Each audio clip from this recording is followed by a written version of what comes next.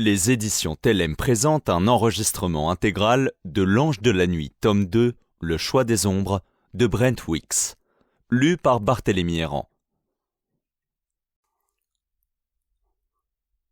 Chapitre 1er. « J'ai un contrat pour toi, » annonça Mamaka. Avec sa somptueuse robe immaculée et ses cheveux grisonnants impeccablement peignés, elle ressemblait, comme toujours, à une reine. Ce matin-là, des cernes noires se dessinaient pourtant sous ses yeux. Les maîtres du Sakage encore vivants n'avaient pas dû dormir beaucoup depuis l'invasion kalidorienne, songea Kilar.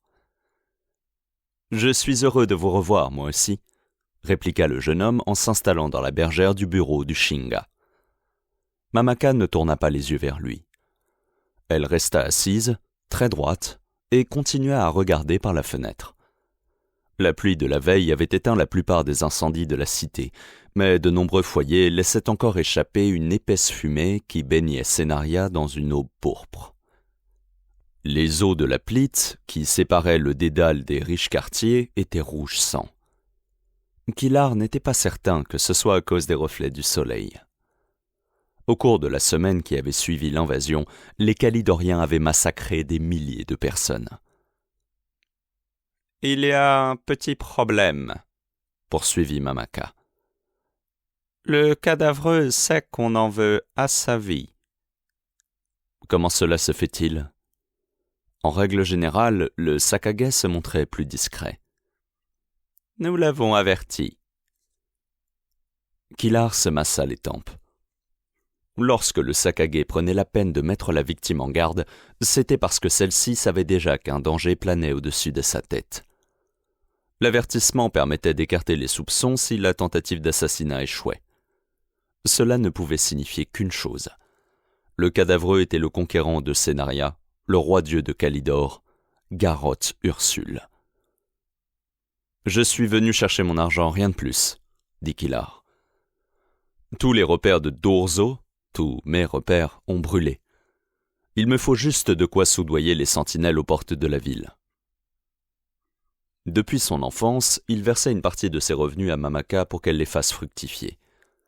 Aujourd'hui, cela devait représenter une somme amplement suffisante pour inciter quelques gardes à fermer les yeux. Sans un mot, Mamaka examina des feuilles en papier de riz posées sur son bureau. Elle en attrapa une et la tendit au jeune homme. Kilar y découvrit des chiffres qui le stupéfièrent. Il avait des intérêts dans la filière illégale d'importation d'herbes hystériques et d'une demi-douzaine d'autres drogues végétales. Il possédait des parts dans une brasserie, dans plusieurs commerces et dans un fonds d'usurier. Il était propriétaire d'un cheval de course et copropriétaire de diverses cargaisons. Soie, gemmes, des chargements tout à fait légaux, sinon que le Sakage préférait verser 25% de leur valeur en pots de vin au lieu de 50% en taxes. La feuille contenait une liste d'investissements incroyables. Kilar ne comprit pas la moitié de ce qui était écrit. « Je possède une maison ?» demanda-t-il. « Tu possédais une maison ?» rectifia Mamaka. « Cette colonne récapitule les biens perdus dans les incendies et les pillages. » Toutes les entrées étaient suivies d'une croix, à l'exception d'une cargaison de soie et d'herbes hystériques. La plus grande partie de ces investissements avait disparu. Les 2 chargements restants sont à bord de navires qui ne reviendront pas avant des mois, à supposer qu'ils reviennent un jour. Si les Kalidoriens continuent à confisquer les bateaux civils, ils ne s'approcheront plus de Senaria. Bien sûr, si Garroth Ursule venait à mourir, ce serait une autre histoire. Kilar comprit où elle voulait en venir. Je lis ici que ma part représente entre 10 et 15 000 gunders. Je vous la laisse pour 1000. Il ne me faut pas davantage. Mamaka ignora sa proposition. Les commanditaires souhaitent la présence d'un 3e pisculote pour s'assurer que tout ira bien. 50 000 gunders pour un assassinat. Kilar. Avec une somme pareille, tu pourras emmener Hélène et Uli où tu voudras. Tu auras rendu un fier service à tout le monde et tu n'auras plus jamais besoin de travailler. C'est juste un dernier contrat.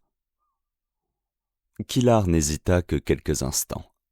« Les derniers contrats, ça n'existe pas. J'ai abandonné le métier de pisculotte. »« C'est à cause de laine, n'est-ce pas ?»« Mamaka, croyez-vous qu'un homme puisse changer ?» Elle le regarda avec une profonde tristesse. « Non. Et il finira par détester tous ceux qui lui demandent de le faire. » Kilar se leva et se dirigea vers la porte. Il sortit et faillit percuter Jarl dans le couloir. Son ami sourit comme il souriait lorsqu'ils étaient tous deux des enfants des rues et qu'ils s'apprêtaient à commettre un mauvais coup. Il portait les vêtements à la dernière mode, une longue tunique aux épaules trop bouffantes et un pantalon mince dont les jambes étaient rentrées dans ses hautes bottes. Il ressemblait un peu à un Calidorien. Ses cheveux étaient rassemblés en fines tresses délicates et couronnés de perles dorées qui mettaient sa peau sombre en valeur. « J'ai un travail qui te conviendrait à merveille, » dit-il à voix basse. Il venait d'être surpris alors qu'il écoutait à la porte, mais il n'était pas gêné le moins du monde. « Il n'y a personne à tuer ?» demanda son ami. « Pas vraiment. »« Votre sainteté, les pleutres se tiennent prêts à se rédimer. » La voix du Wurmeister Nefdada se répercuta au-dessus de la foule. C'était un vieil homme aux veines saillantes, au dos voûté et à la peau couverte de taches brunes. Il dégageait une étrange odeur, la puanteur de la mort tenue à l'écart par la magie. Il avait le souffle rauque après être monté sur l'estrade dressée dans la cour d'honneur de Château Sénaria. 12 cordelettes tressées pendaient sur les épaules de sa robe noire, symbole des 12 chouras qu'il avait maîtrisées. Il s'agenouilla avec peine et offrit une poignée de paille au roi-dieu. Debout sur l'estrade, le roi-dieu Garrotte-Ursule observait les troupes rassemblées devant lui. Près de 200 gravards des hautes terres, des géants au torse puissant, aux yeux bleus et sauvages, aux cheveux noirs coupés courts et à la moustache impressionnante. À gauche et à droite s'alignaient les autres unités d'élite des hautes terres qui s'étaient emparées du château. Derrière eux se tenaient les détachements de l'armée régulière qui étaient arrivés à Sénaria depuis sa libération. De part et d'autre du château, des langues de brume montaient de la Plite et se glissaient sous les crocs rouillés des herses métalliques avant de venir transir les spectateurs. Les gravards avaient été divisés en 15 groupes de 13 hommes. Ils étaient les seuls à ne pas porter d'armes, d'armure ou de tunique. Vêtus de leurs seuls pantalons, le visage pâle et impassible, ils ne frissonnaient pas en dépit du froid de ce matin d'automne. Plus surprenant encore, ils transpiraient.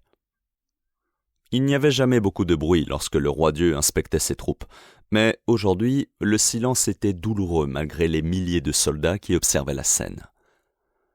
Garrotte avait rassemblé tous les soldats disponibles et permis aux serviteurs, aux petites gens et aux nobles sénariens d'assister au spectacle. Enveloppés dans leurs courtes capes rouges et noires, les meisters côtoyaient les Wurmeister en robe, les guerriers, les fermiers, les tonneliers, les nobles, les ouvriers agricoles, les servantes, les marins et les espions sénariens. Le roi-dieu avait rejeté sa grande cape blanche bordée d'hermine en arrière afin que ses larges épaules paraissent plus impressionnantes. Il portait une tunique sans manches et un pantalon ample, des vêtements immaculés qui conféraient un air fantomatique à sa peau pâle de Calidorien et qui mettaient en valeur les vires qui sillonnaient son corps. Des vrilles d'énergie noire apparaissaient et disparaissaient sous ses bras. Les gros nœuds bardés d'épines ne se contentaient pas de glisser sous le derme. Ils montaient des entrailles du roi-dieu et se pressaient contre l'enveloppe de chair avant de s'effacer. Des griffes labouraient la peau de l'intérieur. Les vires ne couvraient pas seulement les bras de Garrotte-Ursule, ils encadraient aussi son visage et envahissaient son crâne chauve. Ils avaient percé le cuir chevelu et tressaient une couronne de pointes noires et tremblantes. Des filets de sang coulaient sur ses tempes et le long de ses joues. Beaucoup de Sénariens apercevaient le roi-dieu pour la première fois. Ils le contemplaient, bouche bée, et frissonnaient lorsque son regard les effleurait. Exactement comme il l'avait prévu. Il tira enfin un fétu de paille de la main de Nefdada et le brisa en deux. Il en jeta une moitié et prit 12 brins entiers. « Ainsi en décidera Kali », déclara-t-il d'une voix impérieuse. Il fit signe aux Gravards de monter sur l'estrade. Au cours de l'invasion, ces hommes avaient reçu l'ordre de tenir la cour du château et d'y enfermer les nobles sénariens jusqu'à ce qu'on les massacre. Pourtant, ils avaient dû se replier, et Tera Graetzin s'était échappé en compagnie de ses pairs. Une telle reculade était inacceptable, inexplicable et inhabituelle de la part de ces féroces guerriers. Comment un homme pouvait-il combattre avec vaillance un jour et s'enfuir le lendemain? Garros l'ignorait. Mais il savait comment exploiter la honte. Au cours de la semaine écoulée, les Gravards avaient nettoyé les écuries, vidé les pots de chambre et récuré les sols. On ne les avait pas laissés dormir et ils avaient passé leur nuit à polir les armes et les armures de guerriers qui, contrairement à eux, n'avaient pas failli. Aujourd'hui, ils allaient expier leurs fautes et au cours de la prochaine année, ils seraient prêts à tout pour prouver leur courage. Tandis qu'il approchait du premier groupe avec Nef à ses côtés, Garros rétracta les vires qui sillonnaient ses mains. Quand les guerriers tireraient leur paille, ils ne devaient pas croire que c'était la volonté du roi-dieu ou la magie qui allait épargner l'un pour condamner l'autre. Il fallait les convaincre que ce n'était que le destin, que la conséquence inexorable de leur lâcheté. Garros leva la main et tous les Kalidoriens entamèrent la prière. Kalivas, Kalivos rasenme, Kalime virtu rapt, recu virtum defite. Les derniers mots s'évanouirent, et le premier soldat approcha. Il avait à peine 16 ans, et on distinguait juste l'ombre d'une moustache au-dessus de ses lèvres. Ses yeux passèrent du visage glacial du roi-dieu à la poignée de paille, et il faillit s'effondrer. Sa poitrine nue brillait de sueur dans la lumière du petit matin. Ses muscles étaient parcourus de spasmes. Il tendit la main et tira un brin de paille, un long brin de paille. Une partie de son angoisse s'évanouit, mais il resta contracté. Le guerrier suivant lui ressemblait trop pour ne pas être son frère aîné. L'homme approcha, passa la langue sur ses lèvres et choisit une paille. Il tira celle que Garros avait coupée. Un soulagement empreint de malaise s'abattit sur le reste du groupe, mais aussi sur les milliers de gens. Les spectateurs étaient trop loin pour voir le fétu, mais la réaction des Gravards leur avait appris ce qui venait de se passer. Le malchanceux tourna la tête vers son jeune frère qui détourna aussitôt les yeux.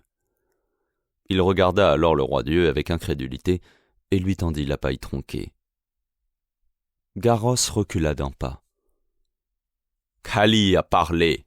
déclara-t-il. Les guerriers inspirèrent comme un seul homme et le monarque adressa un signe de tête aux autres membres du groupe. Ceux-ci, y compris son jeune frère, se ruèrent sur leurs camarades et une pluie de coups s'abattit sur le malheureux. La mise à mort aurait été plus rapide si Garros les avait autorisés à porter des gantelets, à frapper avec l'extrémité du manche des lances ou du plat de l'épée. Mais le roi-dieu préférait que l'exécution ait lieu à main nue. Lorsque le sang se répandait et jaillissait sous les coups, il ne souillait pas les vêtements des guerriers, mais leur peau. Les coupables devaient sentir la chaleur vitale du condamné pendant son agonie. Ils devaient apprendre le prix de la lâcheté. Les Kalidoriens ne fuyaient pas devant l'ennemi. Les guerriers se déchaînèrent. Leur cercle se referma et le malheureux disparut derrière ses camarades. Des cris montèrent. Il y avait quelque chose de sensuel dans le martèlement de la chair nue contre la chair nue. On ne voyait plus que des coudes qui se levaient et s'abattaient au rythme des coups, que des pieds ramenés en arrière pour frapper. Le sang jaillit quelques instants plus tard. En tirant la paille la plus courte, le jeune homme était devenu la victime expiatoire de son unité. Kali avait fait son choix. Il avait cessé d'être un frère ou un ami pour incarner l'ensemble des fautes de ses compagnons. Il mourut en l'espace de 2 minutes. Les guerriers reformèrent les rangs, couverts de sang et haletants sous le coup de l'effort et de l'émotion. Ils n'accordèrent pas un regard aux cadavres gisant à leurs pieds. Garros les regarda dans les yeux les uns après les autres et s'attarda sur le frère de la victime. Puis, il approcha du corps et tendit la main. Les vires jaillirent de son poignet sous la forme d'une griffe anguleuse et se refermèrent sur la tête du mort. Les serres se contractèrent et le crâne explosa avec un bruit de succion. Dans la foule, de nombreux spectateurs vomirent. « Votre sacrifice est accepté.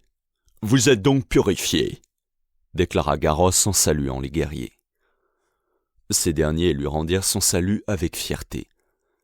Ils reprirent leur place au sein des troupes alignées dans la cour pendant qu'on tirait le cadavre sur le côté. Garros adressa un signe au groupe suivant. Les guerriers, y compris ceux qui avaient déjà été pardonnés, étaient encore tendus, car ils compteraient des parents et des amis parmi les prochaines victimes. Pourtant, les 14 cérémonies d'absolution suivantes ne seraient que la répétition de la première, et, aux yeux du roi-dieu, elles avaient perdu tout intérêt. 9. Raconte-moi un peu ce que tu as appris à propos de cet homme, cet ange de la nuit qui a tué mon fils. Château Sénaria ne faisait pas partie des endroits où Kila rêvait de retourner. Le jeune homme s'était déguisé en tanneur.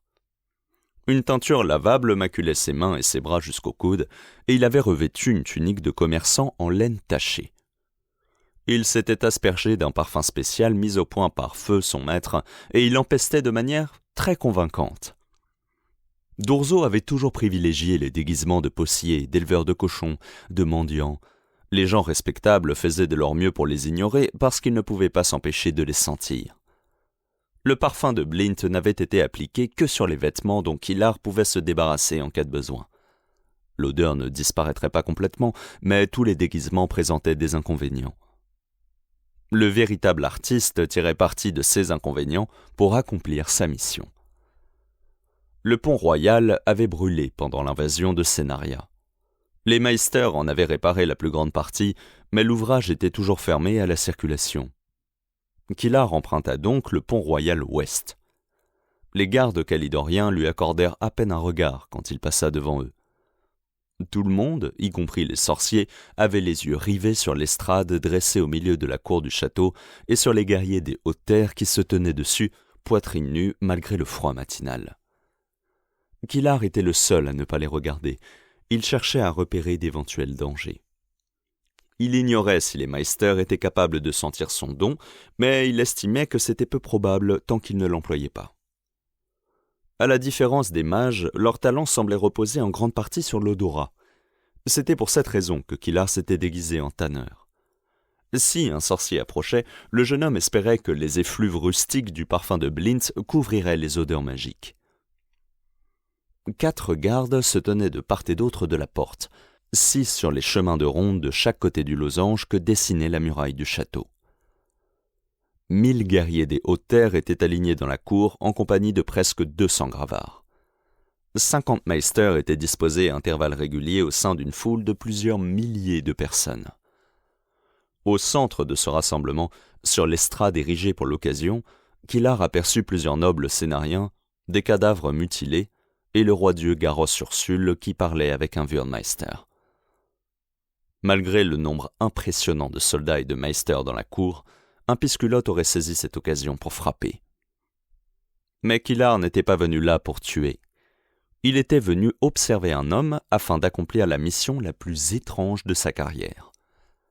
Il scruta la foule à la recherche de la personne dont Jarl lui avait parlé et la repéra très vite. Kirov avait été un vassal des Gyr. Son suzerain étant mort et son domaine se trouvant aux portes de la cité, il avait fait partie des premiers nobles sénariens à prêter allégeance à Garros Ursule. C'était un homme replet avec une barbe rousse biseautée à la mode des Calidoriens des Basses-Terres. Il avait un gros nez crochu, un menton presque inexistant et de larges sourcils broussailleux. Kilar se rapprocha. Le baron Kirov transpirait et s'essuyait les mains sur sa tunique. Il semblait inquiet et parlait avec les nobles calidoriens qui l'entouraient. Le jeune homme essaya de contourner un grand forgeron qui sentait mauvais, mais l'homme lui décocha soudain un coup de coude au plexus. Les poumons de Kilar se vidèrent. Tandis qu'il se pliait en deux, le Kakari suinta dans sa main et se transforma en dague de poing. « Si tu voulais être aux premières loges, il fallait arriver plus tôt comme nous », lui lança le forgeron. Il croisa les bras et ses manches remontèrent en dévoilant des biceps impressionnants. Kilar se concentra et ordonna au Kakari de réintégrer son corps. Il s'excusa auprès de l'artisan, les yeux baissés. L'homme laissa échapper un ricanement méprisant et se retourna vers l'estrade pour profiter du spectacle. Kilar se contenta d'une vue passable sur le baron Kirov. Le roi-dieu avait passé en revue la moitié des groupes de gravards. Des soldats calidoriens avaient remarqué que des sbires du Sakagé prenaient des paris sur les prochaines victimes. Le soir, affligés par la perte de leurs camarades et ulcérés par cet affront, ils écumeraient la cité en guise de représailles. Kilar se demanda combien de Sénariens allaient périr à cause du manque de compassion de ces preneurs de paris. « Il faut absolument que je quitte cette maudite ville. » 10 hommes de l'unité suivante s'étaient déjà présentés devant le roi-dieu et aucun n'avait tiré la courte paille. Le spectacle devenait presque intéressant, car le désespoir des guerriers restants grandissait au fur et à mesure que leurs compagnons étaient épargnés et que leurs propres chances de survie s'amenuisaient. Le 11e soldat, un homme d'une quarantaine d'années, tout en tendons et en cartilage, tira enfin la funeste paille. Il mordilla l'extrémité de sa moustache en la tendant au roi-dieu, mais il resta impassible. Nef observa la duchesse Jadouine et son mari qui faisaient partie des nobles assis sur l'estrade. « J'ai examiné la salle du trône, » dit-il au roi-dieu. « J'ai ressenti quelque chose que je n'avais jamais ressenti auparavant. L'odeur de la magie qui a tué tant de nos meisters est présente dans le château tout entier, mais à certains endroits de la salle du trône, il n'y a rien. C'est comme si un incendie s'était déclaré, mais qu'il n'y ait pas la moindre odeur de fumée dans une pièce. » Le sang jaillissait. Garrotte était à peu près sûr que le condamné était mort, mais ses camarades frappaient encore et encore. « Ces informations ne concordent pas avec ce que nous savons du Kakari d'Archamps, » dit-il. « Non, votre sainteté, je pense qu'il y a un 7e Kakari, un Kakari inconnu. Je crois qu'il neutralise la magie et qu'il est en possession de cet ange de la nuit. » Garrotte réfléchit à cette hypothèse, tandis que les gravats reformaient les rangs derrière le cadavre. Le visage de celui-ci avait été pulvérisé. Le spectacle était horrible. Les guerriers l'avaient frappé avec une violence extrême pour prouver leur sens du devoir ou parce qu'ils détestaient le malheureux. Garrotte hocha la tête, satisfait. Il tendit la griffe de vire et broya le crâne du mort. « Votre sacrifice est accepté. Vous êtes donc purifié. » 2 gardes tirèrent le corps vers la pile de cadavres sanguignolants qui s'entassaient sur le bord de l'estrade. Les Sénariens ne pouvaient pas assister à l'exécution de chaque homme, mais ils verraient le résultat. Le groupe suivant approcha. « Un Kakari caché depuis 700 ans ?» demanda Garrotte. « Quel pouvoir accorde-t-il? La discrétion? À quoi cela pourrait-il bien me servir? » Votre sainteté, avec un tel Kakari, vous ou un de vos agents pourriez vous glisser au cœur du Chantry et dérober tous les trésors qui s'y trouvent, sans être vu. Un de vos hommes pourrait même pénétrer dans le bois d'Ezra et vous en rapporter les artefacts qui y dorment depuis 7 siècles. Les armées et la stratégie deviendraient inutiles. Vous pourriez prendre Mitsirou à la gorge d'un coup d'un seul. Un de mes agents. N'écoutant que son courage, Nef se porterait immédiatement volontaire pour accomplir cette mission périlleuse. Garrotte songea aux perspectives qu'offrait un tel Kakari pendant que mourait un adolescent, 2 hommes dans la force de l'âge et un vétéran blanchi sous le harnais. Ce dernier était un soldat dont le courage avait été récompensé par une des plus hautes décorations calidoriennes, remise de la main même du roi-dieu. Il fut le seul à exprimer un semblant de révolte. « Tâchez d'en apprendre davantage, » dit Garrotte. Il se demanda si Kali connaissait l'existence de ce 7e Kakari. Dorian était-il au courant? Dorian, le premier fils qu'il avait reconnu, Dorian qui aurait dû devenir son successeur, Dorian le prophète, Dorian le traître.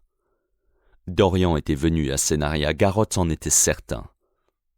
Qui d'autre aurait été capable d'apporter Kurok, la puissante épée de Jordzin Alcestes? Un mage inconnu avait surgi de nulle part, brandi l'artefact pendant un instant et annihilé 50 Meisters ainsi que 3 Wyrmmeisters avant de disparaître.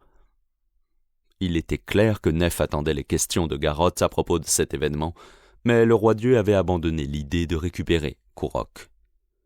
Dorian n'était pas un imbécile. Il n'aurait pas apporté l'épée de puissance à son pire ennemi s'il avait estimé qu'il risquait de la perdre. Comment berner un homme qui lit l'avenir? Le roi-dieu plissa les yeux tandis qu'il broyait un autre crâne. Chaque fois qu'il procédait à cette opération, des gerbes écarlates souillaient ses vêtements blancs comme neige.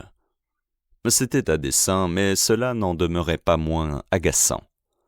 En outre, recevoir des gouttes de sang dans les yeux n'avait rien de solennel. « Votre sacrifice est accepté, » dit-il aux hommes qui se tenaient devant lui. « Vous êtes donc purifiés. » Il avança au bord de l'estrade, tandis que les guerriers reprenaient leur place parmi les autres unités alignées dans la cour. Puis il se tourna vers les nobles sénariens, auxquels il n'avait pas prêté la moindre attention pendant la cérémonie. Ses vires s'agitèrent tandis qu'il pivotait. Des vrilles sombres couvrirent son visage et coulèrent sur ses bras et ses jambes. Elles jaillirent même de ses pupilles. Il les laissa boire la lumière, et, l'espace d'un instant, il se transforma en une inquiétante silhouette noire dans la lueur de l'aube. Puis il interrompit le spectacle. Les nobles devaient le voir. Ils avaient les yeux écarquillés. Ils étaient terrifiés par les vires et la majesté innée de Garroth, mais aussi par les taches de sang et les fragments de cervelle qui maculaient ses vêtements blancs, par les cadavres qui entouraient le roi-dieu comme le cadre d'un tableau.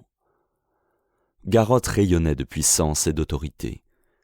Peut-être ordonnerait-il à la duchesse Trudana Jadwin de peindre cette scène, à condition qu'il la laisse en vie. Le roi-dieu regarda les nobles et les nobles regardèrent le roi-dieu. Garroth se demanda si l'un d'eux avait remarqué qu'ils étaient 13. Il tendit les brins de paille vers eux. « Approchez, dit-il. Kali va vous purifier. » Cette fois, il n'avait aucune intention de laisser le destin choisir la victime. Le commandant Guerre leva les yeux vers lui. « Votre sainteté, il doit y avoir une... » Il s'interrompit. Le roi-dieu ne commettait jamais d'erreur. Guerre blêmit. Il tira une longue paille et il lui fallut plusieurs secondes avant de songer à cacher son soulagement. La plupart de ses compagnons étaient de petits nobles, les hommes et les femmes qui avaient fait partie de l'administration de feu le roi Aling Gunder le IXe. Ils s'étaient laissés corrompre avec une facilité déconcertante. Le chantage était une arme si simple. Garroth n'avait aucun intérêt à tuer ses sous-fifres, même s'il n'avait pas été à la hauteur de ses espérances. Cette pensée lui fit tourner la tête vers Trudana Jadwin. Elle était la 12e de la file, juste devant son mari qui occupait la dernière place. C'était son tour de tirer une paille et elle transpirait à grosses gouttes. Garroth fit une pause et laissa les époux échanger un regard.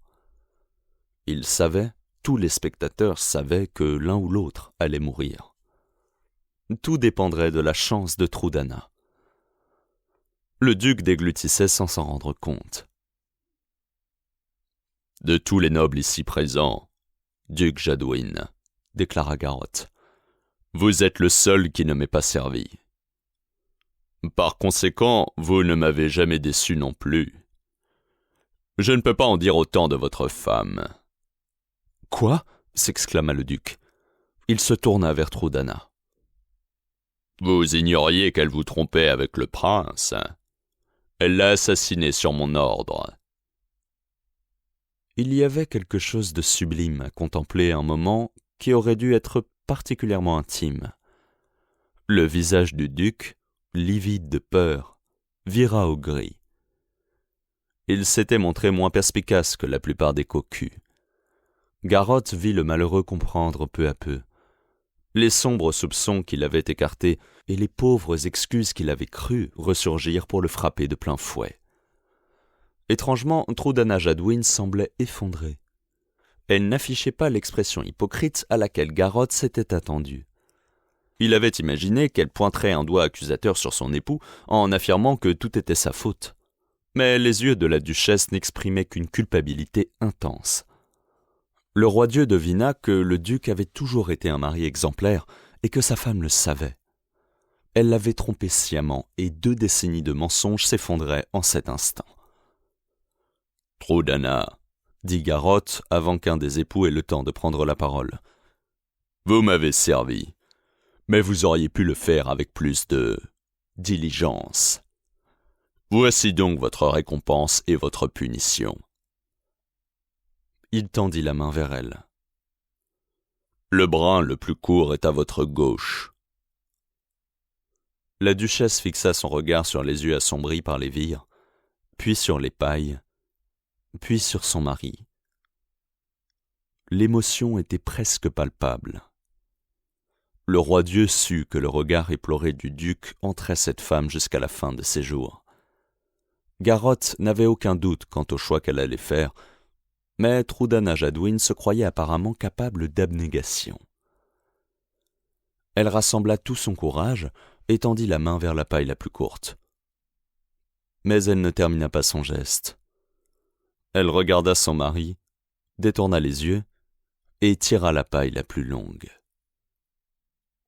Le duc poussa un hurlement plaintif. Magnifique, qui transperça le cœur de tous les scénariens présents dans la cour. Il illustrait à merveille le message du roi-dieu. Ce cri pourrait être le vôtre. Les nobles, y compris Trudhana, encerclèrent le duc à contre-cœur. Ils avaient honte de ce qu'ils allaient faire, mais ils le feraient quand même. Le condamné se tourna vers sa femme. « Je t'aime, Trudhana. Je t'ai toujours aimé. » Puis il amena sa cape devant son visage et fut submergé par ses pairs dans le martèlement sourd des coups de poing et des coups de pied. Le roi-dieu ne put retenir un sourire. Trudhana hésitait, et Kilar songea que le moment aurait été idéal s'il avait accepté le contrat de Mamaka. Tout le monde avait les yeux rivés sur l'estrade. Le jeune homme se tourna vers Kirov et observa son visage en proie au choc et à l'horreur. Il remarqua alors qu'il n'y avait que 5 gardes sur le chemin de ronde derrière le baron. Il les recompta rapidement. Ils étaient en réalité 6, mais l'un d'entre eux tenait un arc et un carquois remplis. Un craquement sec monta au centre de la cour. Kilar vit la partie arrière de l'estrade se briser et s'écrouler. Une boule multicolore fila dans les airs en clignotant et en scintillant. Tout le monde la suivit des yeux, à l'exception de Kilar qui se détourna aussitôt. La bombe lumineuse explosa presque sans bruit. Un immense éclair blanc aveugla des centaines de civils et de militaires qui se mirent à hurler. Kilar regarda en haut de la muraille et aperçut le 6e garde tirer une flèche de son carquois. Il reconnut Jonus Tranchant, un pisculote avec une 50aine de contrats à son actif. Un trait à la pointe recouverte d'or fila vers le roi-dieu. Garrotte Ursule avait plaqué les mains sur ses yeux, mais des bulles surgissaient déjà autour de lui pour faire office de bouclier. La flèche frappa celle qui était le plus à l'extérieur et s'enflamma tandis que le rempart magique éclatait. Le pisculote décocha un 2e trait qui s'engouffra dans la brèche et désintégra une sphère plus proche du roi-dieu. La faille continua à se creuser tandis que Jonus Tranchant tirait à une vitesse incroyable. Il utilisait son don pour maintenir les flèches en suspension dans l'air, et dès qu'il décochait, l'une d'elles se glissait aussitôt entre ses doigts. Les boucliers se volatilisaient plus vite que le roi-dieu les matérialisait. Les gens hurlaient, aveuglés par l'éclair de la bombe. Dans la cour, les 50 meisters invoquèrent des boucliers qui renversèrent les personnes à proximité. Un pisculote caché sous l'estrade grimpa dessus et s'approcha du roi-dieu en profitant d'un angle mort. Il eut un moment d'hésitation alors qu'une bulle tremblante apparaissait à quelques centimètres seulement de Garrotte Ursule. Kilar s'aperçut alors que ce n'était pas un pisculote, mais un enfant de 14 ou 15 ans, l'apprenti de Jonus Tranchant. Le garçon était si concentré qu'il s'arrêta et oublia de se baisser. Kilar entendit le claquement d'une corde et vit le garçon s'effondrer au moment où le dernier bouclier du roi-dieu éclatait. Les spectateurs se précipitèrent vers les portes du château en piétinant leurs voisins. Plusieurs meisters aveuglés cédèrent à la panique et tirèrent des projectiles verdâtres sans faire de différence entre les civils et les guerriers. Un garde du corps essaya de saisir le roi-dieu pour l'entraîner à l'abri. Hébété, Garotte Ursule crut qu'on l'attaquait et un marteau de vire frappa le gigantesque guerrier et le projeta sur les nobles. Killard tourna la tête pour identifier l'assassin de l'apprenti. À 15 mètres de lui, il aperçut Ugibet, le boucher qui avait massacré toute la famille de Logangear, le meilleur pisculote de la cité maintenant que Dorzoblint était mort. Jonus Tranchant battit en retraite sans prendre le temps de pleurer la mort de son apprenti. Décocha son second trait et Killard vit le projectile se planter dans le dos de Tranchant. Celui-ci bascula en avant et disparut de l'autre côté de la muraille. Mort, Killard en était persuadé. Ugibet avait trahi le Sakage et il venait de sauver le roi-dieu. Killard s'accroupit pour que le pisculote ne voie pas son visage, puis il se joignit au flot des Sénariens affolés qui fuyaient en masse par les portes du château.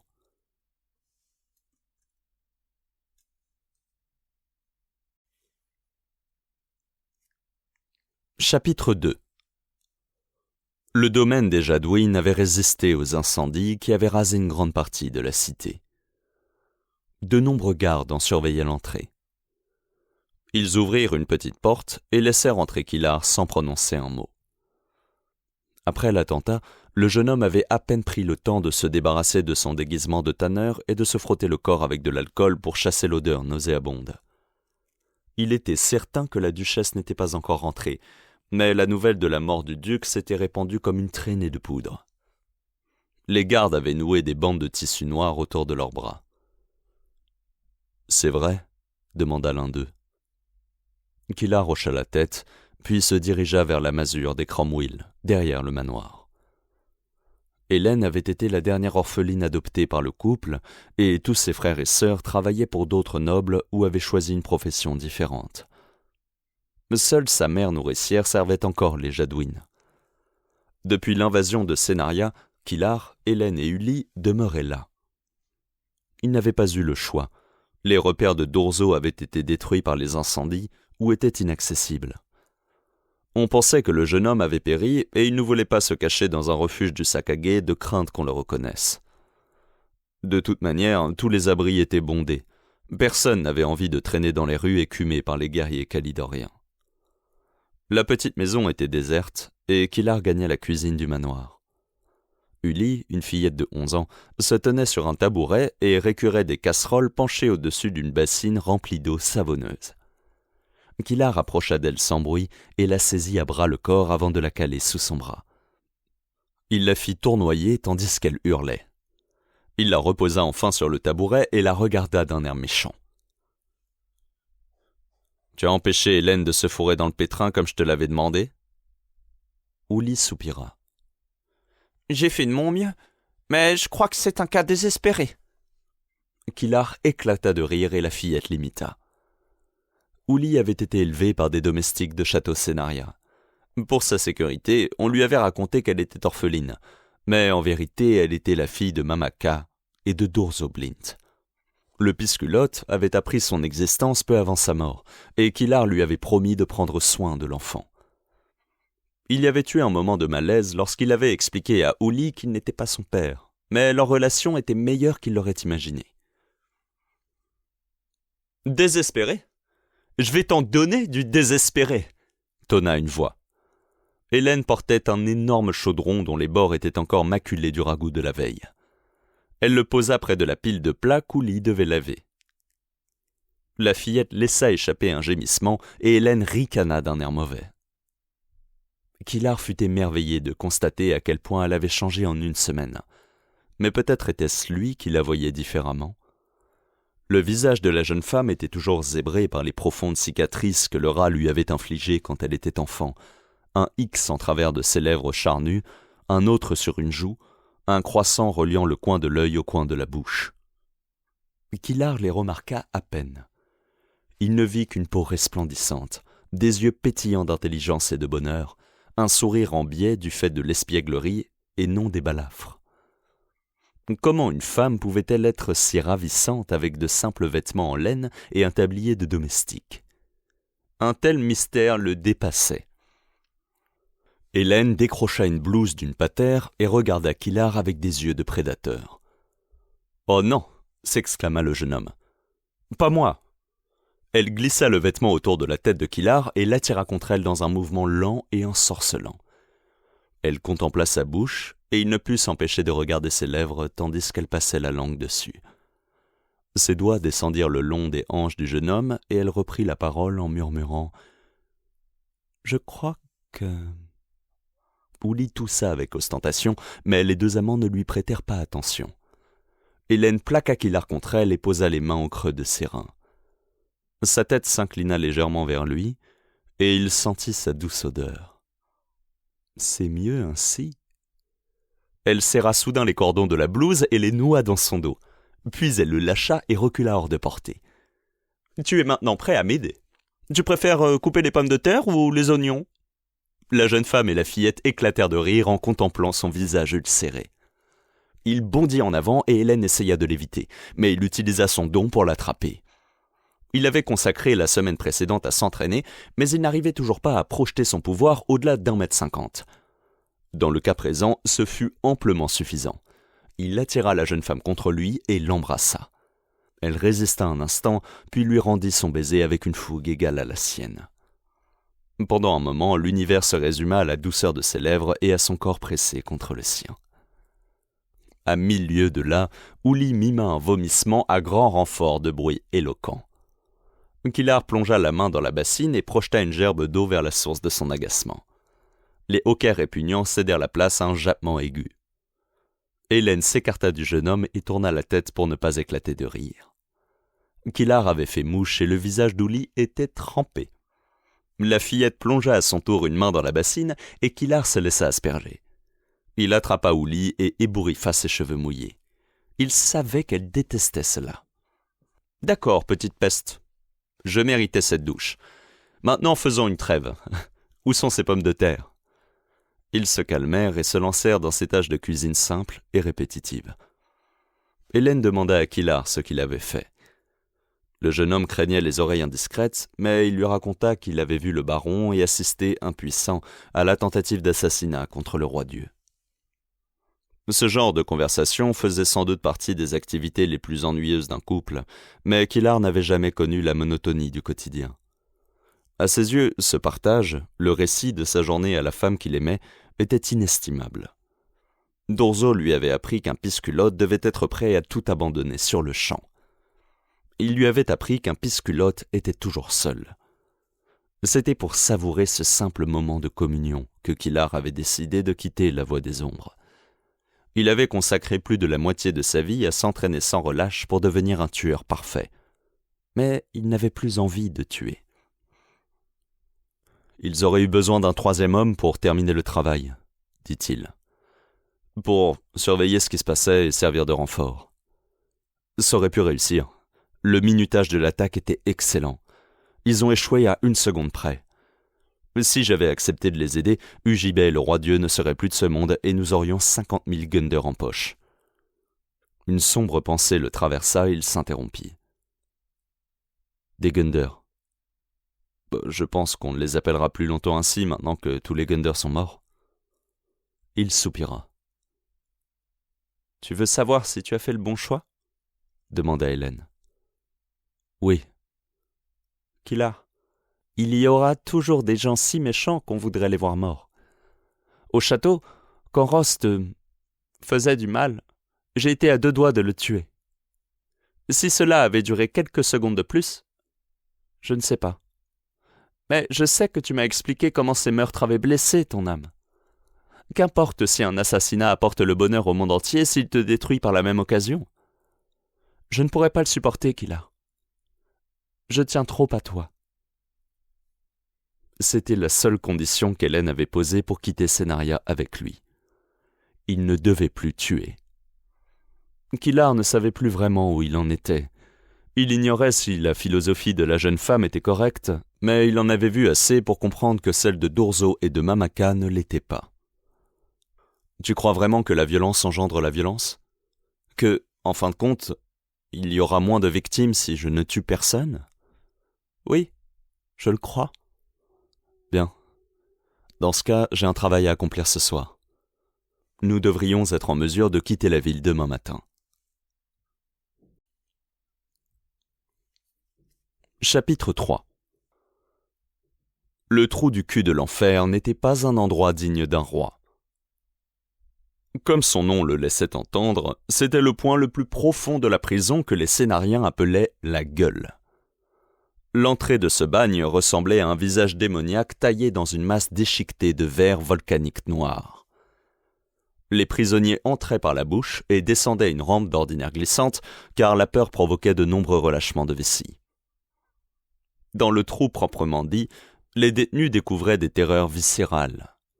La phobie des espaces confinés, de l'obscurité ou des endroits surélevés, la crainte suscitée par le hurlement lugubre du vent montant des profondeurs, l'angoisse à l'idée de côtoyer des prisonniers jugés indignes d'une exécution en bonne et due forme. La chaleur était implacable et il régnait une odeur pestilentielle, mélange de soufre et de déchets humains sous 3 formes: excréments, cadavres et corps couverts de crasse. Une seule torche était accrochée à bonne hauteur au-dessus de la grille qui séparait les fauves des autres prisonniers de la gueule. 11 hommes et une femme partageaient le trou avec Logan Gear. Ils le détestaient à cause de son couteau, de son corps musclé et de sa voix distinguée. Au fond de cette ménagerie de monstres et de tarés, Logan était différent. Seul. Le jeune homme s'assit dos au mur. Il n'y en avait qu'un, car le trou était circulaire. Au milieu s'ouvrait un gouffre large de 7 ou 8 mètres aux parois de verre volcanique, parfaitement verticales et parfaitement lisses. Il était impossible de deviner la profondeur de cet abîme. Quand les prisonniers y poussaient leurs déchets, ils ne les entendaient jamais toucher le fond. La seule chose qui s'échappait du trou, c'étaient les émanations pestilentielles d'une soufrière infernale et les gémissements intermittents du vent, des spectres, des âmes tourmentées ou de tout ce qui pouvait bien produire ces bruits qui minaient la santé mentale des condamnés. Au départ, Logan s'était demandé pourquoi ses compagnons de captivité déféquaient contre le mur et poussaient ensuite leurs excréments dans le vide, lorsqu'ils daignaient prendre cette peine. Il comprit dès qu'il eut envie d'aller à la selle. Il fallait être fou pour s'accroupir près du gouffre. Dans le trou, il était hors de question de se placer en position vulnérable. Quand un prisonnier devait passer à côté d'un autre, il se déplaçait avec rapidité et restait sur ses gardes. La manœuvre s'accompagnait de sifflements de chats en colère, de grognements et de chapelets d'injures débités si vite que les mots étaient inintelligibles. Le moyen le plus simple de se débarrasser d'un compagnon de captivité, c'était de le pousser dans le vide. Le rebord rocheux ne mesurait que 5 mètres de large et était légèrement incliné en direction du gouffre. Cette pente étroite et glissante qui menait à la mort était tout l'univers des morpions, les prisonniers du trou. Logan n'avait presque pas dormi depuis 7 jours, depuis l'attaque du château. Il cligna des yeux. 1 semaine. L'épuisement le gagnait. Même Finn, qui avait eu la plus grosse part du dernier repas, n'avait pas mangé depuis 4 jours. « Tu portes la poisse, 13e !» lâcha Finn en lui décochant un regard mauvais de l'autre côté du gouffre. « On nous a rien apporté à bouffer depuis que t'es arrivé. » Finn était désormais le seul à l'appeler 13e. Les autres avaient accepté le nom dont Logan s'était affublé dans un moment de folie. Roi. « Depuis que tu as dévoré le dernier garde, tu veux dire ?» demanda le jeune homme. « Tu crois qu'il y a un rapport ?» Les autres prisonniers ricanèrent à l'exception de Grince-Dents. Le simple d'esprit se contenta d'esquisser un sourire absent qui dévoila ses dents taillées en pointe. Finn ne répondit pas à la remarque de Logan. Il continua à mâcher et à étirer un bout de corde entre ses mains. Le reste était enroulé si serré autour de son torse qu'on ne voyait presque plus son corps maigre et musclé. Finn était le prisonnier le plus craint. Logan ne le considérait pas comme un chef, car cela aurait sous-entendu qu'il existait un ordre social au fond du trou. Les détenus se comportaient comme des bêtes. Ils étaient hirsutes et si sales qu'il était impossible de deviner la couleur naturelle de leur peau. Ils avaient des yeux de fauve et les oreilles aux aguets. Tout le monde ne dormait que d'un œil. Ils avaient dévoré 2 hommes le jour de l'arrivée de Logan. Mon arrivée, j'ai sauté au fond de ce trou. J'aurais pu rester là-haut et connaître une mort paisible. Maintenant, je suis coincé ici jusqu'à la fin des temps ou jusqu'à ce qu'il me mange. Dieu. Ils vont me manger. De l'autre côté du gouffre, un mouvement l'arracha au désespoir et à l'horreur qui montait en lui. Lily approchait. Elle était la seule à ne pas raser la paroi. Elle ne craignait pas de tomber. Elle ne manquait pas de courage. Un homme tendit le bras et agrippa sa robe. « Pas maintenant, Jake !» lança-t-elle au borgne. Jake ne lâcha pas le vêtement sur le champ. Elle le regarda et fronça un sourcil. Il baissa aussitôt la main en proférant un juron. Lily alla s'asseoir à côté de Logan. C'était une femme quelconque et il était difficile de se faire une idée de son âge. Elle aurait pu avoir 50 ans, mais le jeune homme songea qu'elle était sans doute plus proche des 20 ans, car elle avait encore toutes ses dents. Elle resta silencieuse pendant un long moment. Alors que Logan commençait à se désintéresser des raisons qui l'avaient poussé à venir s'installer près de lui, elle se gratta l'entrejambe et prit la parole d'un air absent. « Qu'est-ce que tu vas faire ?» demanda-t-elle d'une voix jeune. « Je vais sortir d'ici et je vais reconquérir mon pays. »« Tu te prends encore pour le roi ? Avec tes histoires, ils croient tous que t'es dingue. Je te vois regarder tout autour de toi comme un môme perdu. Tu vis avec des fauves. Tu veux pas crever ? Deviens un monstre. Tu veux garder quelque chose à quoi te raccrocher ? Enfouis-le au plus profond de toi. Ensuite, fais ce que t'as à faire. » Elle lui tapota le genou, se leva et se dirigea vers Jake. Quelques instants plus tard, le borgne était couché sur elle et la besognait. Les fauves ne leur prêtèrent pas attention. Ils ne les regardèrent même pas. La folie montait en lui. Dorian ne restait en selle que par réflexe. Perdu dans la brume, le monde extérieur était désormais lointain, flou et insignifiant, alors que ses visions étaient si proches, si nettes et si importantes. Le prophète voyait de plus en plus de choses. La partie se poursuivait et les pièces se déplaçaient. L'ange de la nuit fuyait vers Caernarvon. Ses pouvoirs grandissaient, mais il ne les utilisait pas. « Que fais-tu, mon garçon ?» Dorian se concentra sur ce destin et le remonta. Il avait rencontré Kilar une fois et avait prophétisé sa mort. Il comprenait désormais pourquoi il n'avait pas vu que cet ange de la nuit périrait et survivrait. Dorzo l'avait induit en erreur, car son destin avait interagi avec d'autres. Dorian avait vu, mais il avait mal interprété sa vision. Le prophète fut tenté de remonter jusqu'à la première identité de Dorzo, jusqu'à l'époque où il avait reçu le Kakari qui était maintenant en possession de Kilar. Et pourquoi ne pas chercher Ezra le fou ? La vie de ce mage exceptionnel devait briller d'un tel éclat qu'il était sans doute difficile de la manquer.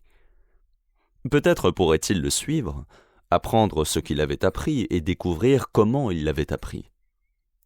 Ezra avait créé le Kakari 7 siècles auparavant, et le Kakari avait rendu Kilar immortel.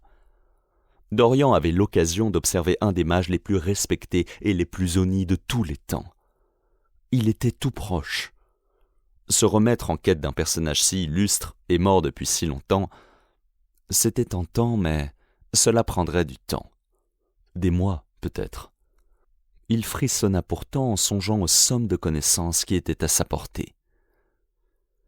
Tu veux t'intéresser au passé alors que le présent part en lambeaux ? Concentre-toi, Dorian. Concentre-toi. Il se focalisa de nouveau sur la vie de Kilar et la suivit à partir de sa jeunesse dans le Dédale. Il assista aux étapes marquantes de son existence, son amitié avec Jarl Poupée, le viol de son ami, la mutilation de la fillette, le premier meurtre perpétré à 11 ans, l'apprentissage de Dorzo, l'enseignement de Mamaka, l'influence apaisante du comte Drake, le rapprochement avec Logan, les retrouvailles avec Hélène, le vol du Kakari, l'attaque du château, la mort de Blint, la découverte de l'identité de Ross Ursule. « Mon petit frère, » songea le prophète, « et un monstre aussi infâme que je le fus. Concentre-toi, Dorian. » Il crut entendre un cri et distinguer quelque chose dans le monde réel, mais il refusa de se laisser distraire une fois de plus. Il abordait enfin des événements importants. Là. Il observa Kilar empoisonner Mamaka pour rendre justice et lui donner l'antidote par pitié.